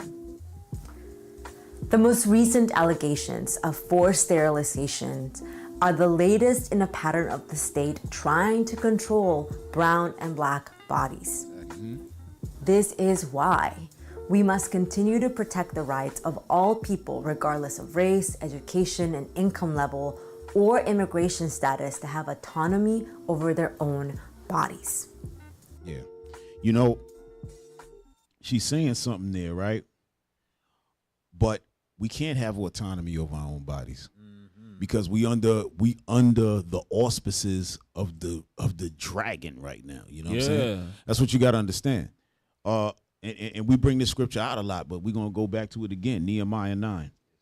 Right? Watch this because, again, we don't have that autonomy over our bodies. Yeah, right here we go to the gym. Yeah, with certain things you could do. Yeah, but when it comes to situations like that, when they really want you, that's it. They're going to flip that switch. All right? Starting 36. The book of Nehemiah, chapter 9 and verse 36. Behold, we are servants this day, and for the land that thou gavest unto our fathers to eat the fruit thereof and the good thereof, behold, we are servants in it. So that sister right there, right? She talking about the so-called tribe, well, not so-called, the so-called Mexicans, but the tribe of Issachar, right? This is their land. It was given to them, right? But now they're servants in it, right? This is what the scriptures are saying, right? Go ahead. And it yieldeth much increase unto the kings whom thou hast set over us. Right. Go ahead. Because of our sins. Right. Because of our sins, Esau is gaining all the wealth of the land. Go ahead. Also, they have dominion over our bodies. You heard that? They have dominion over our bodies. They got power over our bodies. Right. So when you're saying, oh, yeah, we have to have autonomy over our bodies, yeah, it sounds nice, but it's not accurate. And it's not going to be accurate because at the end of the day, they have power over our bodies. Continue that. And over our cattle at their pleasure. And we are in great distress. And we in great distress because we got brothers sisters coming in. Hey, listen, we just gonna tie your tubes. When you hear about tying tubes, sound like it could be untied. Yes. Right. But in reality, what they do, they burn them, don't they? Yeah, they burn them. Right. Burn the ends. Right. They burn the ends. So that's for you to never become pregnant again. But just the way they name it, you You see what I'm saying? It's just wicked as hell. You see the process how they always do it. It's always repetitive, right?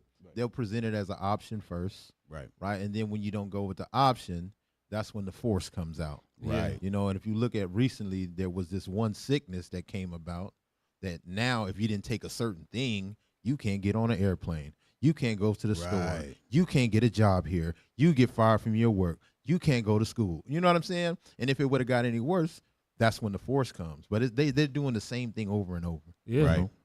Same different experiment. I mean, same experiment, just a different playing field, man. Exactly. That's all that it is, man. But we own you. We own you. We own you, man. Yeah, well, he got the same move. Yeah. Same move. How many times you think you gonna hit us with the people's elbow and the rock bottom? We know the Rock do that. We know Esau do the swoop and swap. You know, Right. Yeah. But we on to it. Yeah, know? that's what Iran said. Yeah. Iran said, yeah, we know this story already. We not giving in at all. There you go. You know what I Yeah. mean? Hey, bring up 19. Let me show y'all something. Let me show y'all how much the C-section and the history of what was going on with the sisters, the Ephraimite sisters, right? Specifically the tribe of Ephraim in the land of Puerto Rico or the land of Borinquen, which is the original name, right? The land of the brave lords, right? But watch this.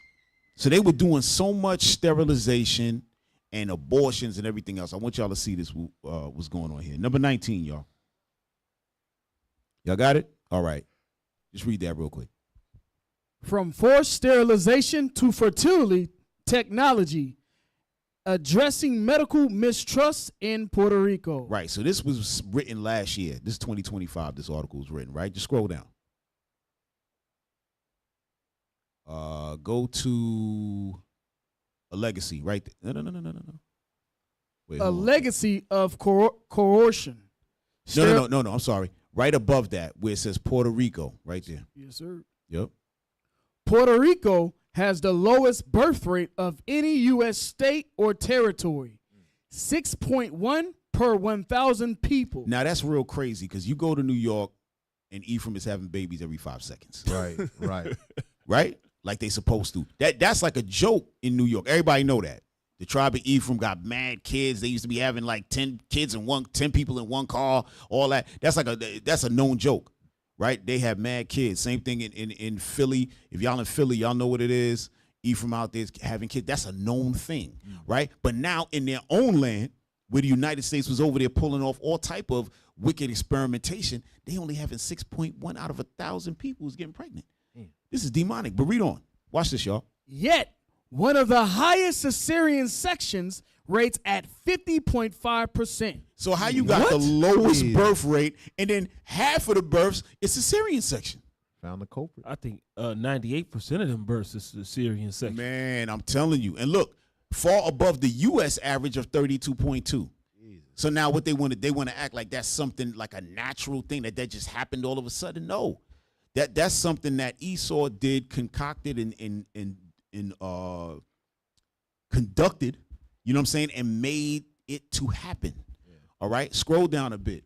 There's something in there about in 1956. That's what I want. That next second paragraph. Yeah, there you go, right there. In 1956, Margaret Sanger and Gregory Pincus launched clinical trials for an experimental contraceptive pill in Puerto Rico, circumventing stricter U.S. regulations. Right. So Margaret Sanger was from America. She's a demon, right? She is the mother of the eugenics movement, right? And basically all the Planned Parenthood spots was generally a eugenics center. It was renamed Planned Parenthood to give it a more softer appeal. Right. But Margaret Sanger is the one who started that, and she said she started it for who? Blacks and Hispanics. They were reckless breeders, right? So when y'all see Planned Parenthood and the abortion clinics, it was strictly set up for our people, 100%. That's why they went down to Puerto Rico and talk about she was circumventing stricter U.S. reg. No, she wasn't. That's what they were used to doing down there. Yeah. All right, look. Right? That looks, she's a nice person. You can't trust the face that look like that. Yeah, look at her. Hey, guys. We got burgers over here. You coming over? That's her face. Meanwhile, she's the devil. She's going to stab you right in your eye. Yeah. She ain't even going to wait for you to turn around and hit you in the back. She's going to hit you right in the eye. Yeah. Go ahead. Go back. Read that thing. Over 200 women in Rio Piedras were enrolled. Piedras were Right. enrolled. Right. Most of the women were poor. No, most of whom? Most of whom were poor and lacked access to formal education. Right, meaning they could run any type of game they want on them, right? Yep. Because they were doing an experimental contraceptive pill, meaning that you're going to take this pill and not get pregnant. So what they doing? More experiments. Yeah. Meanwhile, the sister's probably getting sick and everything else. But go ahead. It's about to come up. Go ahead. These participants received little to no information about the drug safety, Right. reflecting the medical standards of the time, which did not prioritize informed consent. Right. They always say that of the time. Just say we didn't care. We were just dealing with them because they was Puerto Rican. Yep. They're the tribe of Ephraim. They're nothing to us. Yeah. We want to destroy them. Go ahead. Women who later reported serious side effects such as nausea, dizziness, and blood clots. Go ahead. Were dismissed as unreliable historians. Yo. Wow. Unreliable historians, meaning y'all some lying niggas. That's really what it was. Go ahead. These trials echoed. Hold on. Your mic went out. Check. Okay. Wow. It Somebody get died. him a mic. It gotta be dead. Yeah. Somebody get him a mic. All right, I'll read it. These trials echoed broader eugenist ideologies and disproportionately targeted marginalized communities. Sanger, a central figure in these trials, later founded Planned Parenthood, right? That's what we were just telling y'all about. Right. An organization now advocating for reproductive autonomy. What that means is they have already set the stage for you to walk in and kill your children yourself. Yeah. After they first been killing your kids, now they saying, no, just go ahead and you do it now. Yep. So that's what that reproductive autonomy means, right? Yet built upon a legacy of exploiting black and brown women. It's a legacy of it. Look at that. Right? Without these ethically compromised experiments on Puerto Rican women, much of the groundwork for art would not exist. What is art? Ain't nothing art about that. Yeah. Go up to the top. Maybe we missed what art actually stands for. Just scroll to the top, y'all. Go up. Hold on. Okay, assisted reproductive technology. Okay. So that's what it is, and that's why the people said, "Hey, we don't trust these people." Yeah, exactly. They're not supposed to trust. You're not.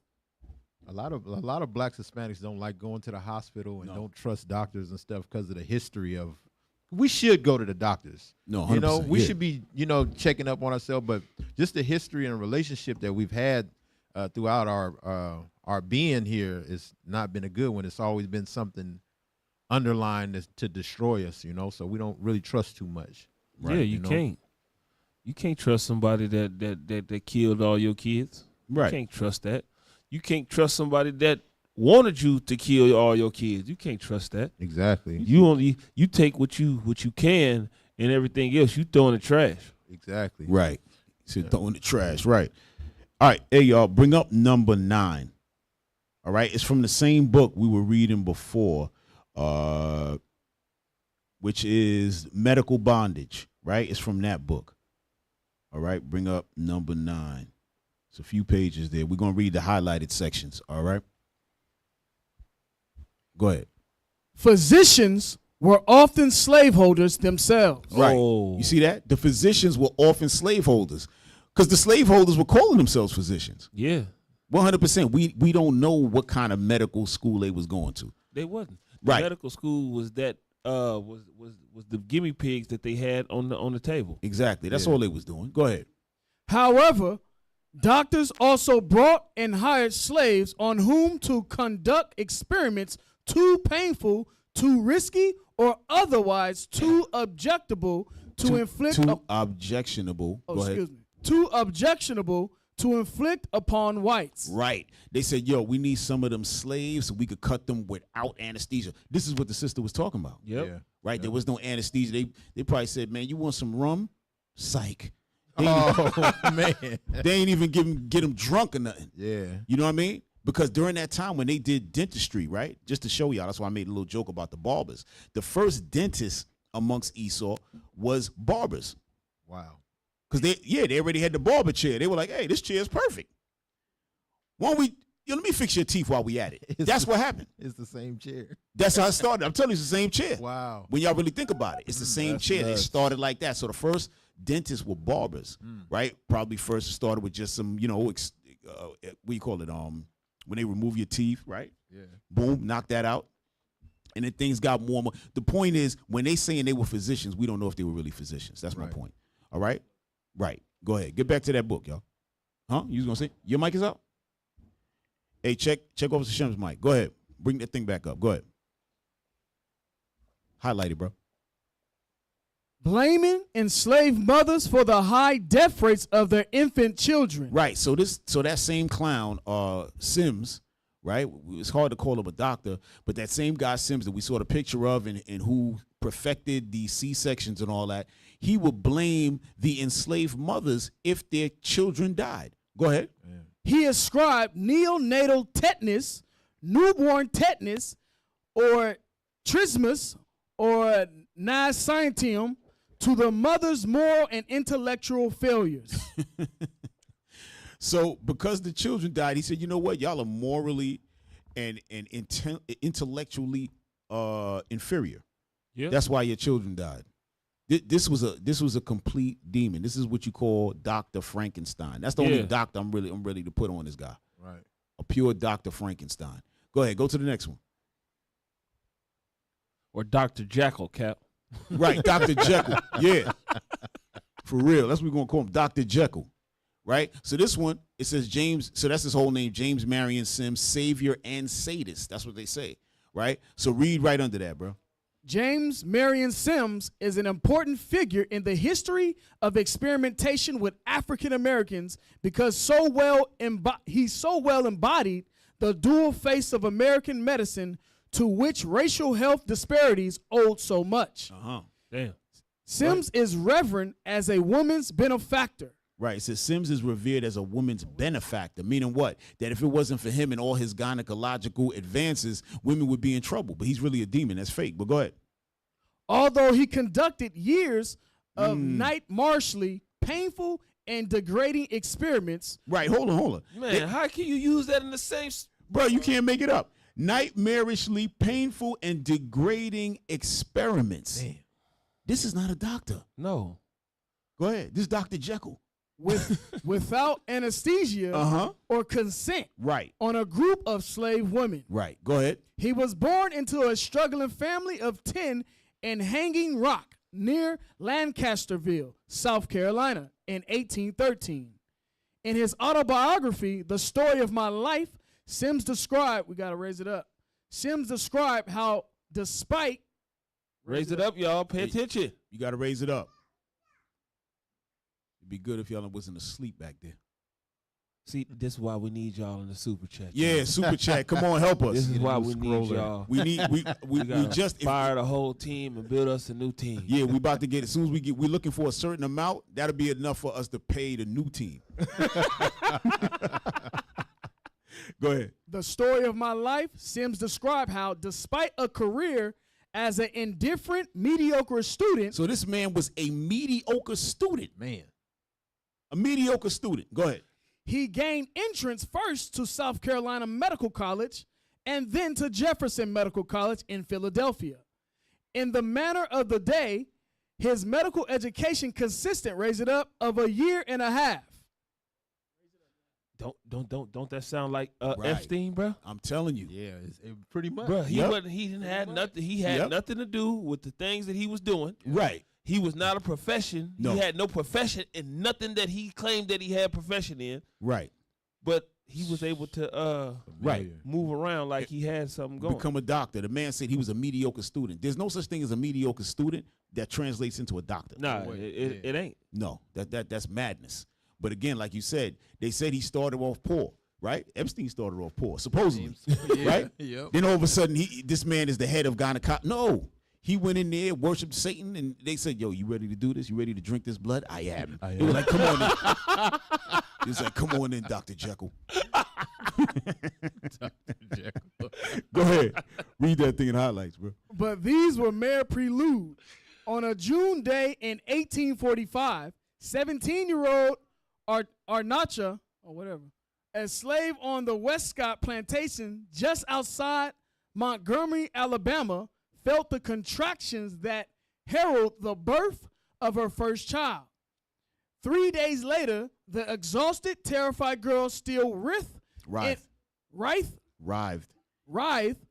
in excruciating labor. Sims was called in and used obstetrical forceps with which he admitted he had little experience. The child died, and although Arnacha, that's cool, man. And Narcha seemed out immediate danger, she soon faced another horrible trial. Her torn vagina began eroding, and she was left with openings between the remains of her vagina and her bladder and rectum. Wow. So it just fell out. Oh, no. It's wicked, bro. This is wickedness, man. It just fell out. He forgot to tighten some screws on the woman's vagina. Extra nuts and bolts. This man fell out. didn't give a damn, bro. Read. Go ahead. She was now incontinent, and the incessantly flowing urine inflamed her ravaged tissues. Right. So what was going on when it says that that she was incontinent, right? Meaning that her urine kept coming out. She had no way of stopping it because she had no control over her genital anymore, right? Yeah. And it says the incessantly flowing urine inflamed her ravaged tissue. So now the urine was hitting her tissues and what? Infecting it. Yep. Right? Go ahead. Triggering pain, recurrent infections, and odor. Right. All because this animal went in there and did whatever he felt like. This is insane. Because they let a mediocre student that love inflicting pain on black women in Yep. there. That's what it really is. Yep. Yeah. Go to that next one and start in the second paragraph.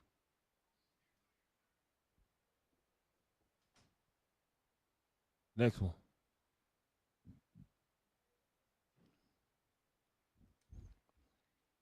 Hey, the next page, y'all. All right. Well, Go ahead. while we doing Yes, sir. that, Yes, sir. we got Tobit Israel, Okay. $10. $10. Tobit. All praise. Trey Chamon, $20. Okay, Trey. Bring it in. 20. All right, all praises. Thank you. Super chat. All right. Super Please chat. All help praises. us in the super chat. Yes, yes. So we could get us a new team. They heard our pain, man. They heard our pain. Yeah. Hey, did y'all got that next one? Okay, bring that up, man.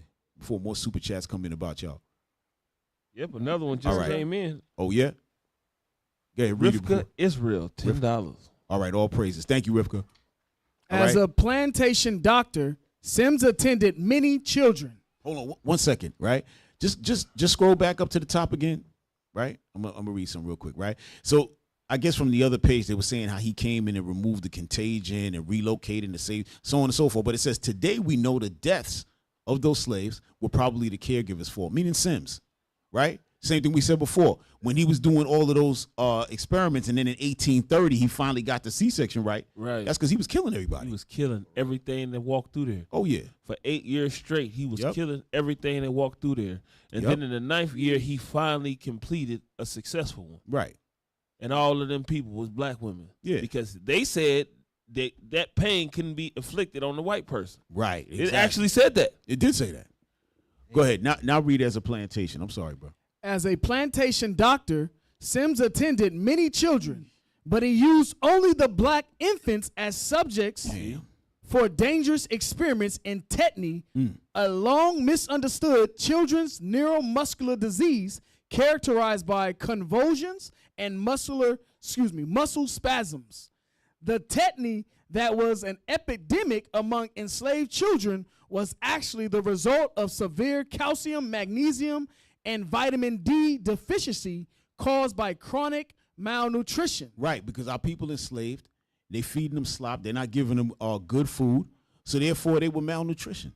Right? Even though you might, let's say they give you a bowl of something to eat, that don't mean you're gonna have good nutrition. Yeah. There was no nutrition in it.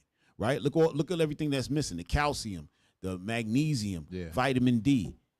You need all that. Yeah. Go ahead. But Sims, raise it up.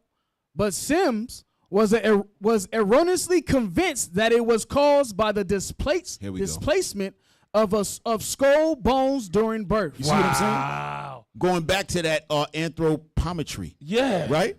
The skull. I'm telling you. But remember, this is an idiot demon that's working. This is not no smart man. Yeah. Nah. This not an intelligent man who's becoming a doctor. This is some guy, a regular dude who you know that they made a doctor. Right? Because he was a demon. They needed him to do these experiments. He had the stomach, you know what I'm saying, to do this. Yeah. A natural born killer. Go ahead.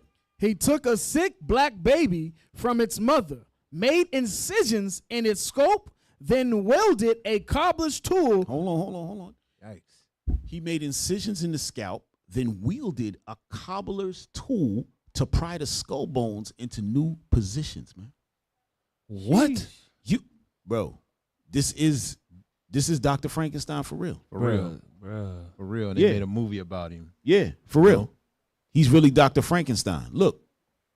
And everybody's there watching and he's doing whatever the hell he wants. Man, I tell you, man, when the Lord come back, these demons is going to pay. Yeah. That's why the Lord said it's going to be double. Yeah. You see what's all the stuff we reading?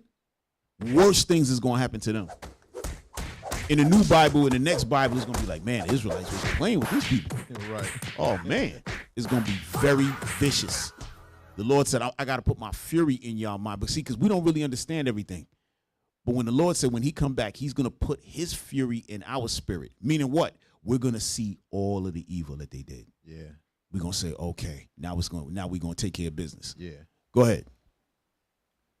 Where are we at? During this time, I would occasionally puncture the scalp over the lambodial suture with the point of a crooked awl and prise out the edges of the parietal bones always. Right, the parietal bones. That's some bones on the skull. Go ahead.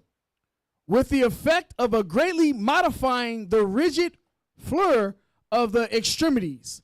Sims attempted to open the skull was based upon a scientific myth that the bones of black infant skulls, unlike white infants, grew together quickly, leaving the brain no space to grow and develop. Hey, listen, what they did right there was create that after the fact. They wrote that in after the fact. Yep. They didn't think, their skull grows together real quick and it doesn't give time, so we're going to go in and pop open the brain and let them. No, they did that after, so it'll make it look like they didn't know. This is 18-something. Y'all see, it sounds like this is ancient history. You got to understand all kind of surgeries was being done by our people way before this. Yeah. Way before this. So it's not that they didn't have certain understanding. Yeah. They didn't give a damn. They was going in there and torturing our people, destroying our people, trying to work on themselves. They just trying to figure out what to do with themselves. That's all this was about. It wasn't that they didn't know about the bone. All this information had been in the past. Yeah. You think people that had brain problems, they wasn't getting no surgeries back then? Y'all must be crazy. Our people was doing all that back then. Yeah. All right? Like, what's my man's name? Ben Carson? Mm-hmm. Right? Ben Carson was the first one to do to separate the Siamese twins, right? You mean to tell me in all this time in history, not one Edomite did that? After all their schooling, this brother, who's probably maybe only 2 generations removed from slavery, is the first one to do that? So guess what? Because our people been doing things like that a long time, y'all. All right? That's Ben Carson right there, okay? Ben Carson, he's a great brother in regards to his skill set, and the Lord blessed him with certain levels of intelligence and acumen and all that. But guess what? He's a coon. Coon status. Yeah. Who's why? Yeah, totally cooned out. But go ahead. That was it on that, Joe? That was it on that, officer? No. I think that's it. I think that. Wait, hold on. There might be one more. Hold on. And Esau make up the stupidest reasons to do stuff, bruh. Right. They make up the dumbest reasons because the baby brain wasn't gonna grow. What the hell is you talking about? Yeah, that's just a lie. Yeah, that's the smoke. Yeah. No, for real. Like you care. Like you don't care, bro. Yeah. He said the dust in the eye. Real talk. That was that damn what you call it again? That's the Green Goblin. Yeah. That smoke bomb. Smoke be bomb. Like what? You ride off into the nothingness. Yeah. Yo, hold on. It was another one I wanted to play. Hey, I think it should be way in the bottom. 22. Let me see. I don't see. Oh, yeah. Hey, play 22. Now, this is going back over to Sister Sharice, right? But this is a doctor. His name is Dr. Joel. He's going to go into some things, right? But just check this out real quick. Imagine you're in labor, in pain and contracting, and then suddenly a nurse wheels in a screen. On it is a Zoom meeting with a judge and lawyers. You're suddenly in court while in the hospital. That's exactly what happened to Sharice Doyle, a professional doula in Florida. As she was actively in labor, the hospital took her to court to try to force her to have a C-section. Here's a clip. It's a real judge, you know? My name is Michael Khalil. I'm a circuit court judge here in Jacksonville, Florida. The state of Florida has filed a petition for declaratory judgment. They're asking for an emergency C-section be granted by the court. I have not had a chance to be able to consult with my own legal representation, and I'm trying to understand how you are taking my rights away as a patient to be able to decide my own care to give me an emergency C-section against my will. There's so much to talk about here. My name is Dr. Joel, the Medical Mythbuster, and today let's talk about what this case says about medical autonomy and reproductive justice. Sharice had 3 prior C-sections, but she wanted to try for a vaginal birth. She understood the risks and had full decision-making capacity. But the decision wasn't hers anymore, because under Florida law, a court can intervene when a fetus is seen to be at risk. So after 3 hours... Pause it. It says, what did he say? Take it back a couple more seconds. Let me hear that again. Dr. Joel, the Medical Mythbuster, and today let's talk about what this case says about medical autonomy and reproductive justice. Sharice had 3 prior C-sections, but she wanted to try for a vaginal birth. She understood the risks and had full decision-making capacity. But the decision wasn't hers anymore, because under Florida law, a court can intervene when a fetus is seen to be at risk. You know what that means? Yeah. That means that you are not free. At all. That means you're still a slave. Yep. That means the slave master can still come in and make decisions in your life Exactly. just because they want to. Right. Like the scripture Cap read earlier. He said, what was the scripture that he read earlier? Read it again. Read that again. Nehemiah chapter 9 and verse 36. There you go. Behold, we are servants this day, and for the land that thou gavest unto our fathers to eat the fruit thereof and the good thereof. Behold, we are servants in it. We are servants in our own land. Come on. And it yieldeth much increase unto the kings whom thou hast set over us because of our sins. Also, they have dominion over our bodies. They have dominion over our bodies. How could a court take the rights away from a completely sane woman and do whatever the hell he want to do? Right. Because we don't have dominions over our own bodies. We still slaves to these people. Right. You're not free. You Because remember you can go their to the liquor strength, too? store. Go ahead. Go ahead. No, just to your point, you remember their strength is the law. Right. You know what I'm saying? So We brought the, that up the earlier. the loophole was what? If the baby's at risk. Yep. That baby wasn't at risk. Not at all. Not at all. But they can say, oh, we see a little something here, so it's time to bring the courts in. You know, say she's mentally ill or whatever. Some kind of loophole, you know, and it's the law that stop them from having to obviously be the devil. That's their main weapon. You know? Yeah, the law, this current law that we under is the devil. Exactly. It's 100% the devil. Because guess what? Under this law, 2 men can get married. Right. What the hell is this? Mischief. Straight mischief. Give me Psalm 94 and 20. Bring it out. That's perfect, man. Because and the law was on the eugenics tree. Remember? Yeah, that? it was. It was right there on in the middle. What was that you called? Psalm 94 and 20. The book of Psalms, chapter 94 and verse 20.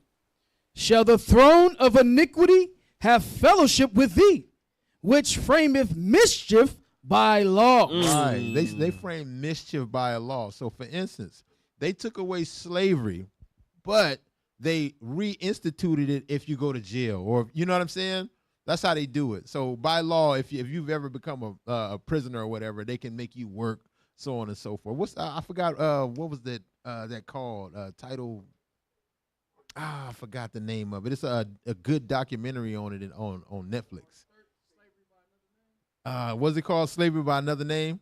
The 13th Amendment. That's what it is. And that's a law to where even though slavery is technically abolished, if you go to prison, you right back a slave again. You see what I'm saying? You have reproductive rights unless they see fit. They say, well, your baby's in danger or whatever. It's really for them to make money, you know, and sterilize us. Yeah. Hey, read that again, verse 20. Verse 20.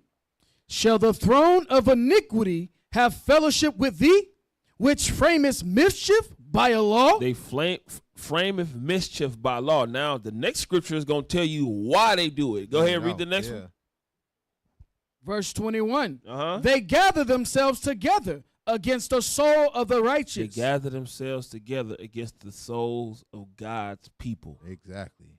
That's why they do it. That's why they frame that mischief by law. Go ahead. And condemn the innocent blood. And condemn anybody that speaks against that. You can't say nothing about the LGBTQ these days. They'll condemn you for it. Yep.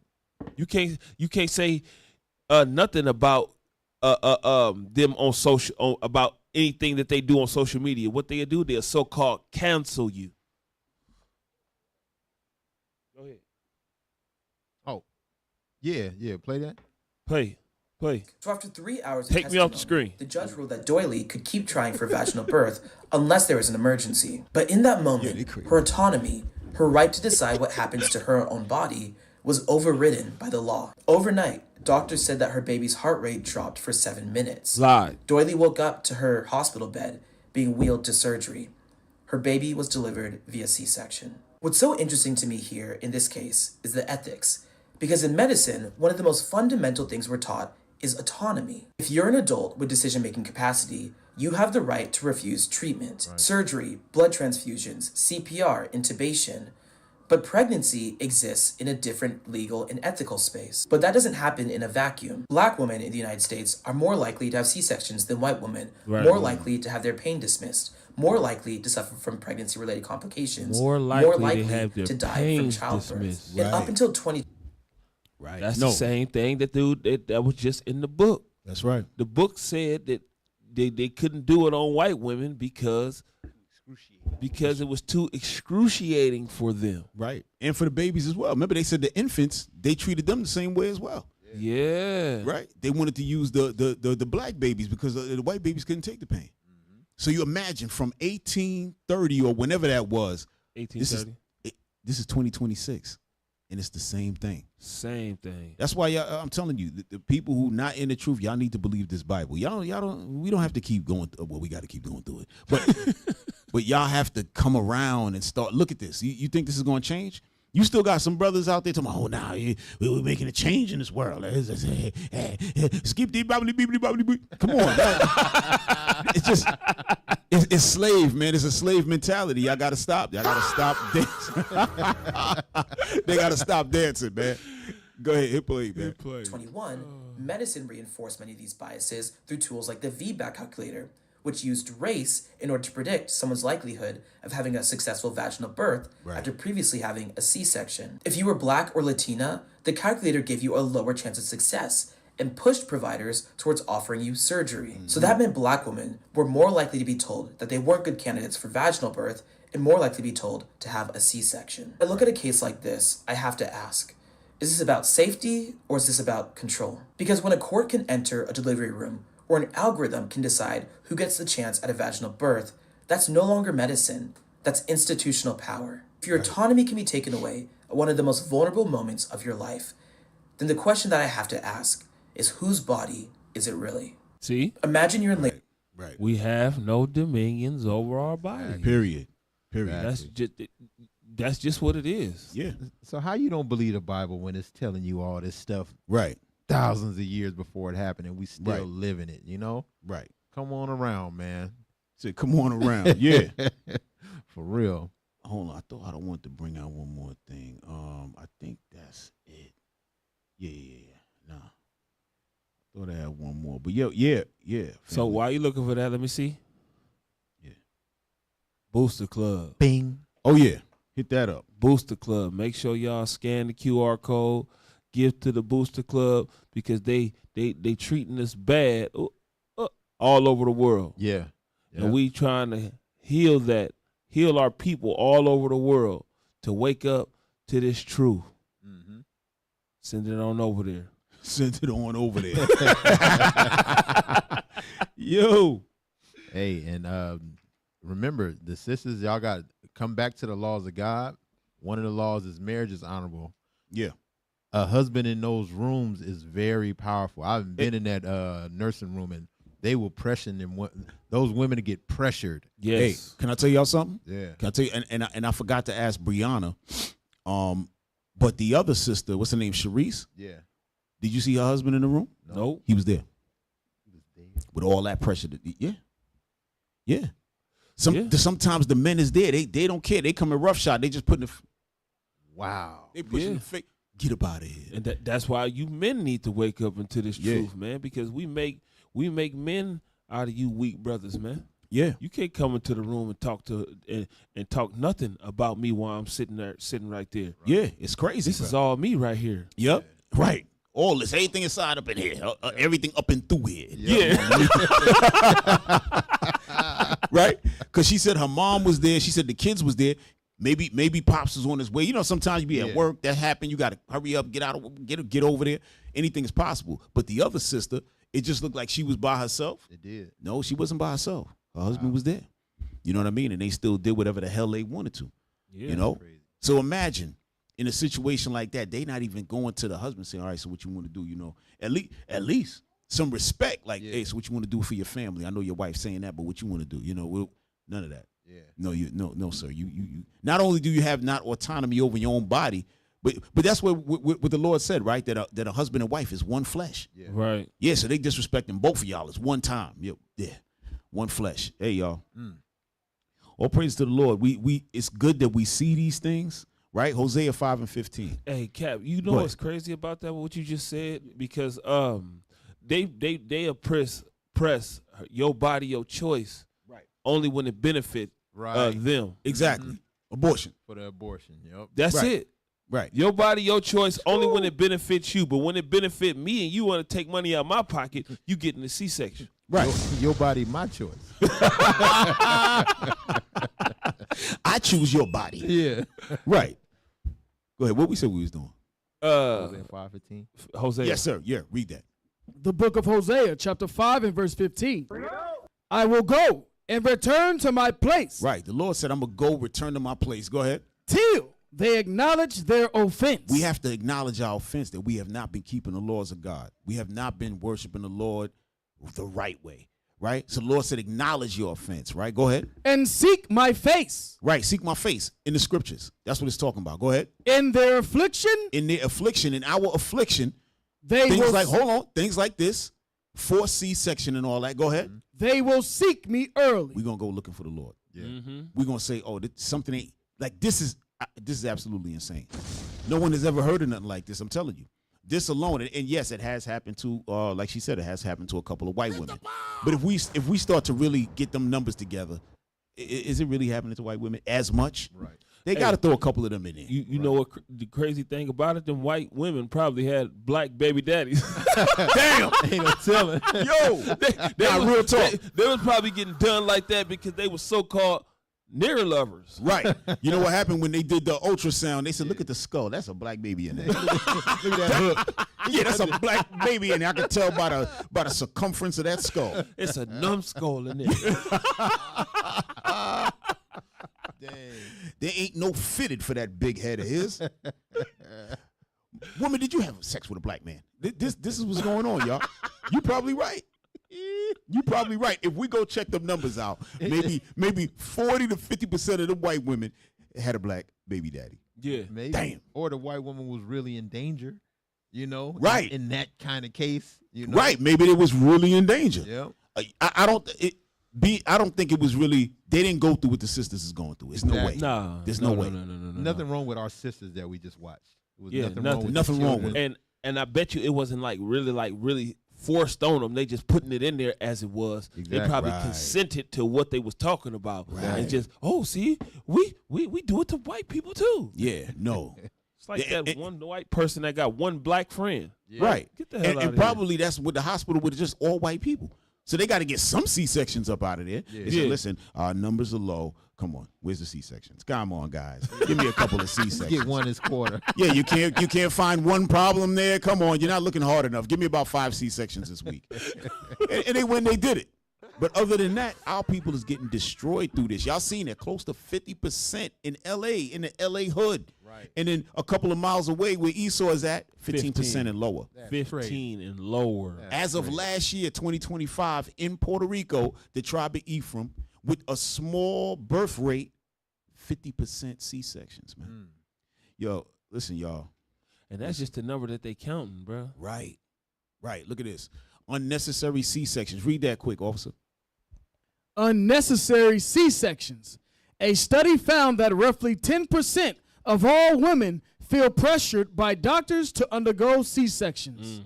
Research on unnecessary procedures, those that medically justified. Those not medically justified. Those not medically justified. Indicates that black women are approximately 25% more likely than white women to receive one. Right. And I'm going to tell you something. A lot of them white women, they probably want it.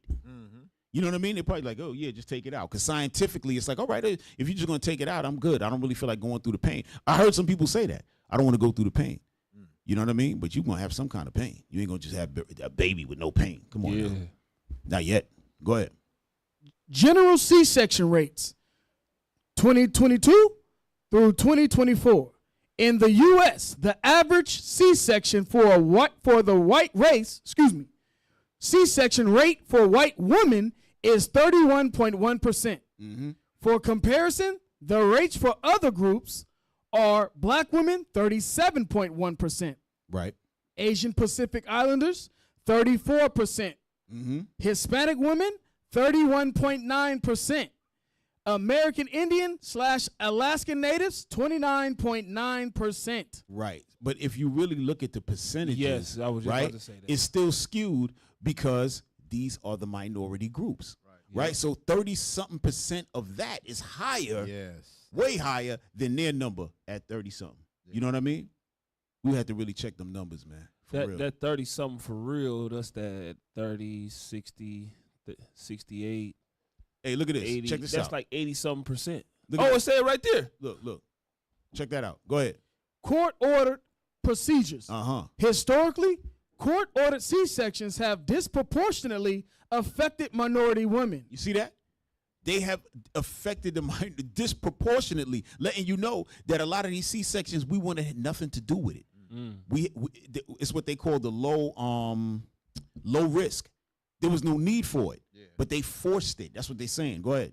A foundational 1987 report in the New England Journal of Medicine found that 81% of women subjected to such orders were from minority groups, suggesting only 19% were white at that time. You see that? So that's 80% of the women. Bro, this is crazy. Letting you know that the Edomite women, they were probably asking for it, right? And at 19%, they said, oh, the judge got him, the court got involved. Listen, bro, we don't believe nothing Esau talking about. Nah, we don't They be trust lying like hell, bro. Lying like hell. The Lion Kings, right? The new version, AI version. All right. So yeah, y'all. We gonna shut it down there. All praises to the Lord. It was a great show tonight. You know, yeah. All praises. You know, a lot of times when you see these kind of things, you know, we've been blessed to have these kind of guests come on the show. You know what I'm saying, and share what they got going on, because it's not really. It seems in these days and times, everybody jumping on a podcast, everybody's talking and whatever. So it might seem like it's just easy to talk about, but it's not really easy to talk about because this is her real life. She got to go into a real courtroom. She got to deal with real opposition, right? And yo, they need to throw her some bread, man. Real talk. They need to throw her some bread. Yeah, open up the safe, man. Yeah, open up the safe. Yeah, they better settle out. They better do something.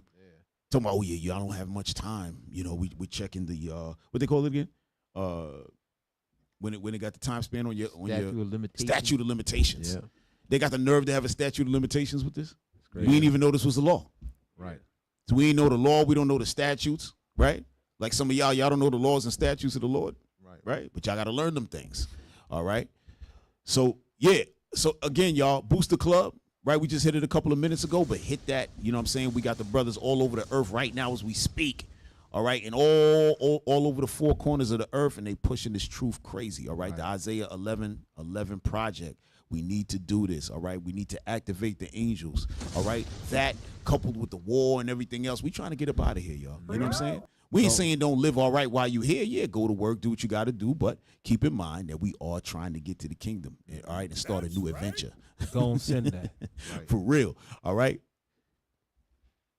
All right, save a couple dollars for us. If you couldn't hit us up on the super chat, then hit us up on the PayPal, all right? IUIC.norcal@israelunite.org. Right. Y'all see how painful it was today? Right. Hey, so the next show we going to have for you a pastor, right? Pastor Vincent and Lady Artis Leslie, all right? This is a couple. We're talking about steps to building a godly marriage, right? So now they coming from the Christian church, but it's going to be an excellent show. We're going to discuss, you know what I'm saying? We're going to touch this Bible up very nicely. You know what I'm saying? We're going to talk about a man and woman becoming one flesh, honorable marriage, so on and so forth. You know what I'm saying? To let them know, you know, they're going to tell us what they doing, and we're going to speak on what we doing, right? And Lord's will, the Bible going to be in place, so we should have a excellent show. We can't wait for that. This is going to be very, very good. Oh yeah, 100%. Ladies and gentlemen, come on down. Yeah. He said, come on down. No, those shows usually like great shows for us when we have, Christians and come on the show and stuff like that, because, you know, we already know there's a difference in doctrine or whatever. But the bottom line is marriage is honorable and all. Yeah. Right? So what we talking about? And right? the bottom line is let God be true and every man a liar. Man a liar, right? And we're going to take marriage a little bit deeper when we having these conversations, you know what I mean? So Lord's will, everybody leaves his friends. Yeah. So put right. your seatbelts on, Yeah. strap down. It's going to be a hell of a ride. Yeah. All right. So your Officer Shim, take us out, bro. Hey, you know what to do? Or do you know what to do? Hey, you don't know what to do, bro. Yes, sir. You know what to do. Nehemiah chapter 13, verse 21. Then I testified against them and said unto them, why lodge ye about the wall? If ye do so again, I will lay hands on you. If you do this thing again, we got to lay hands on you. If you don't donate to the Booster Club, we got to lay hands on you. And guess what? Supporting cast. If y'all ever do us like this again, we got to lay hands on you. Let's go. Hey, y'all tuned into the show. This is the Nehemiah Squad. Yeah. We got the mighty Captain Zaccai. Yeah. I'm Officer Shim. Yeah. That's Officer Judah. Yeah. We out. Yes, sir. Most High Christ bless y'all. Let's go. Hey, from even to even, spend holy days away from the heathen. I need a break, I don't need a reason. I need a script, I don't need your grievance. Keep it to yourself. It's better for my health, leave it on the shelf. Ain't hearing nothing else. Tonight ain't the night, knowing the price. Pay it off with my life, till it's out with your lights. Do it all for the Christ, and he ain't playing nice. Knew the end from the start. Fix your face like it's art. The sons of a simp, call him Bart. Yeah, you did your best, played your part. But now it's time to cut you to the heart.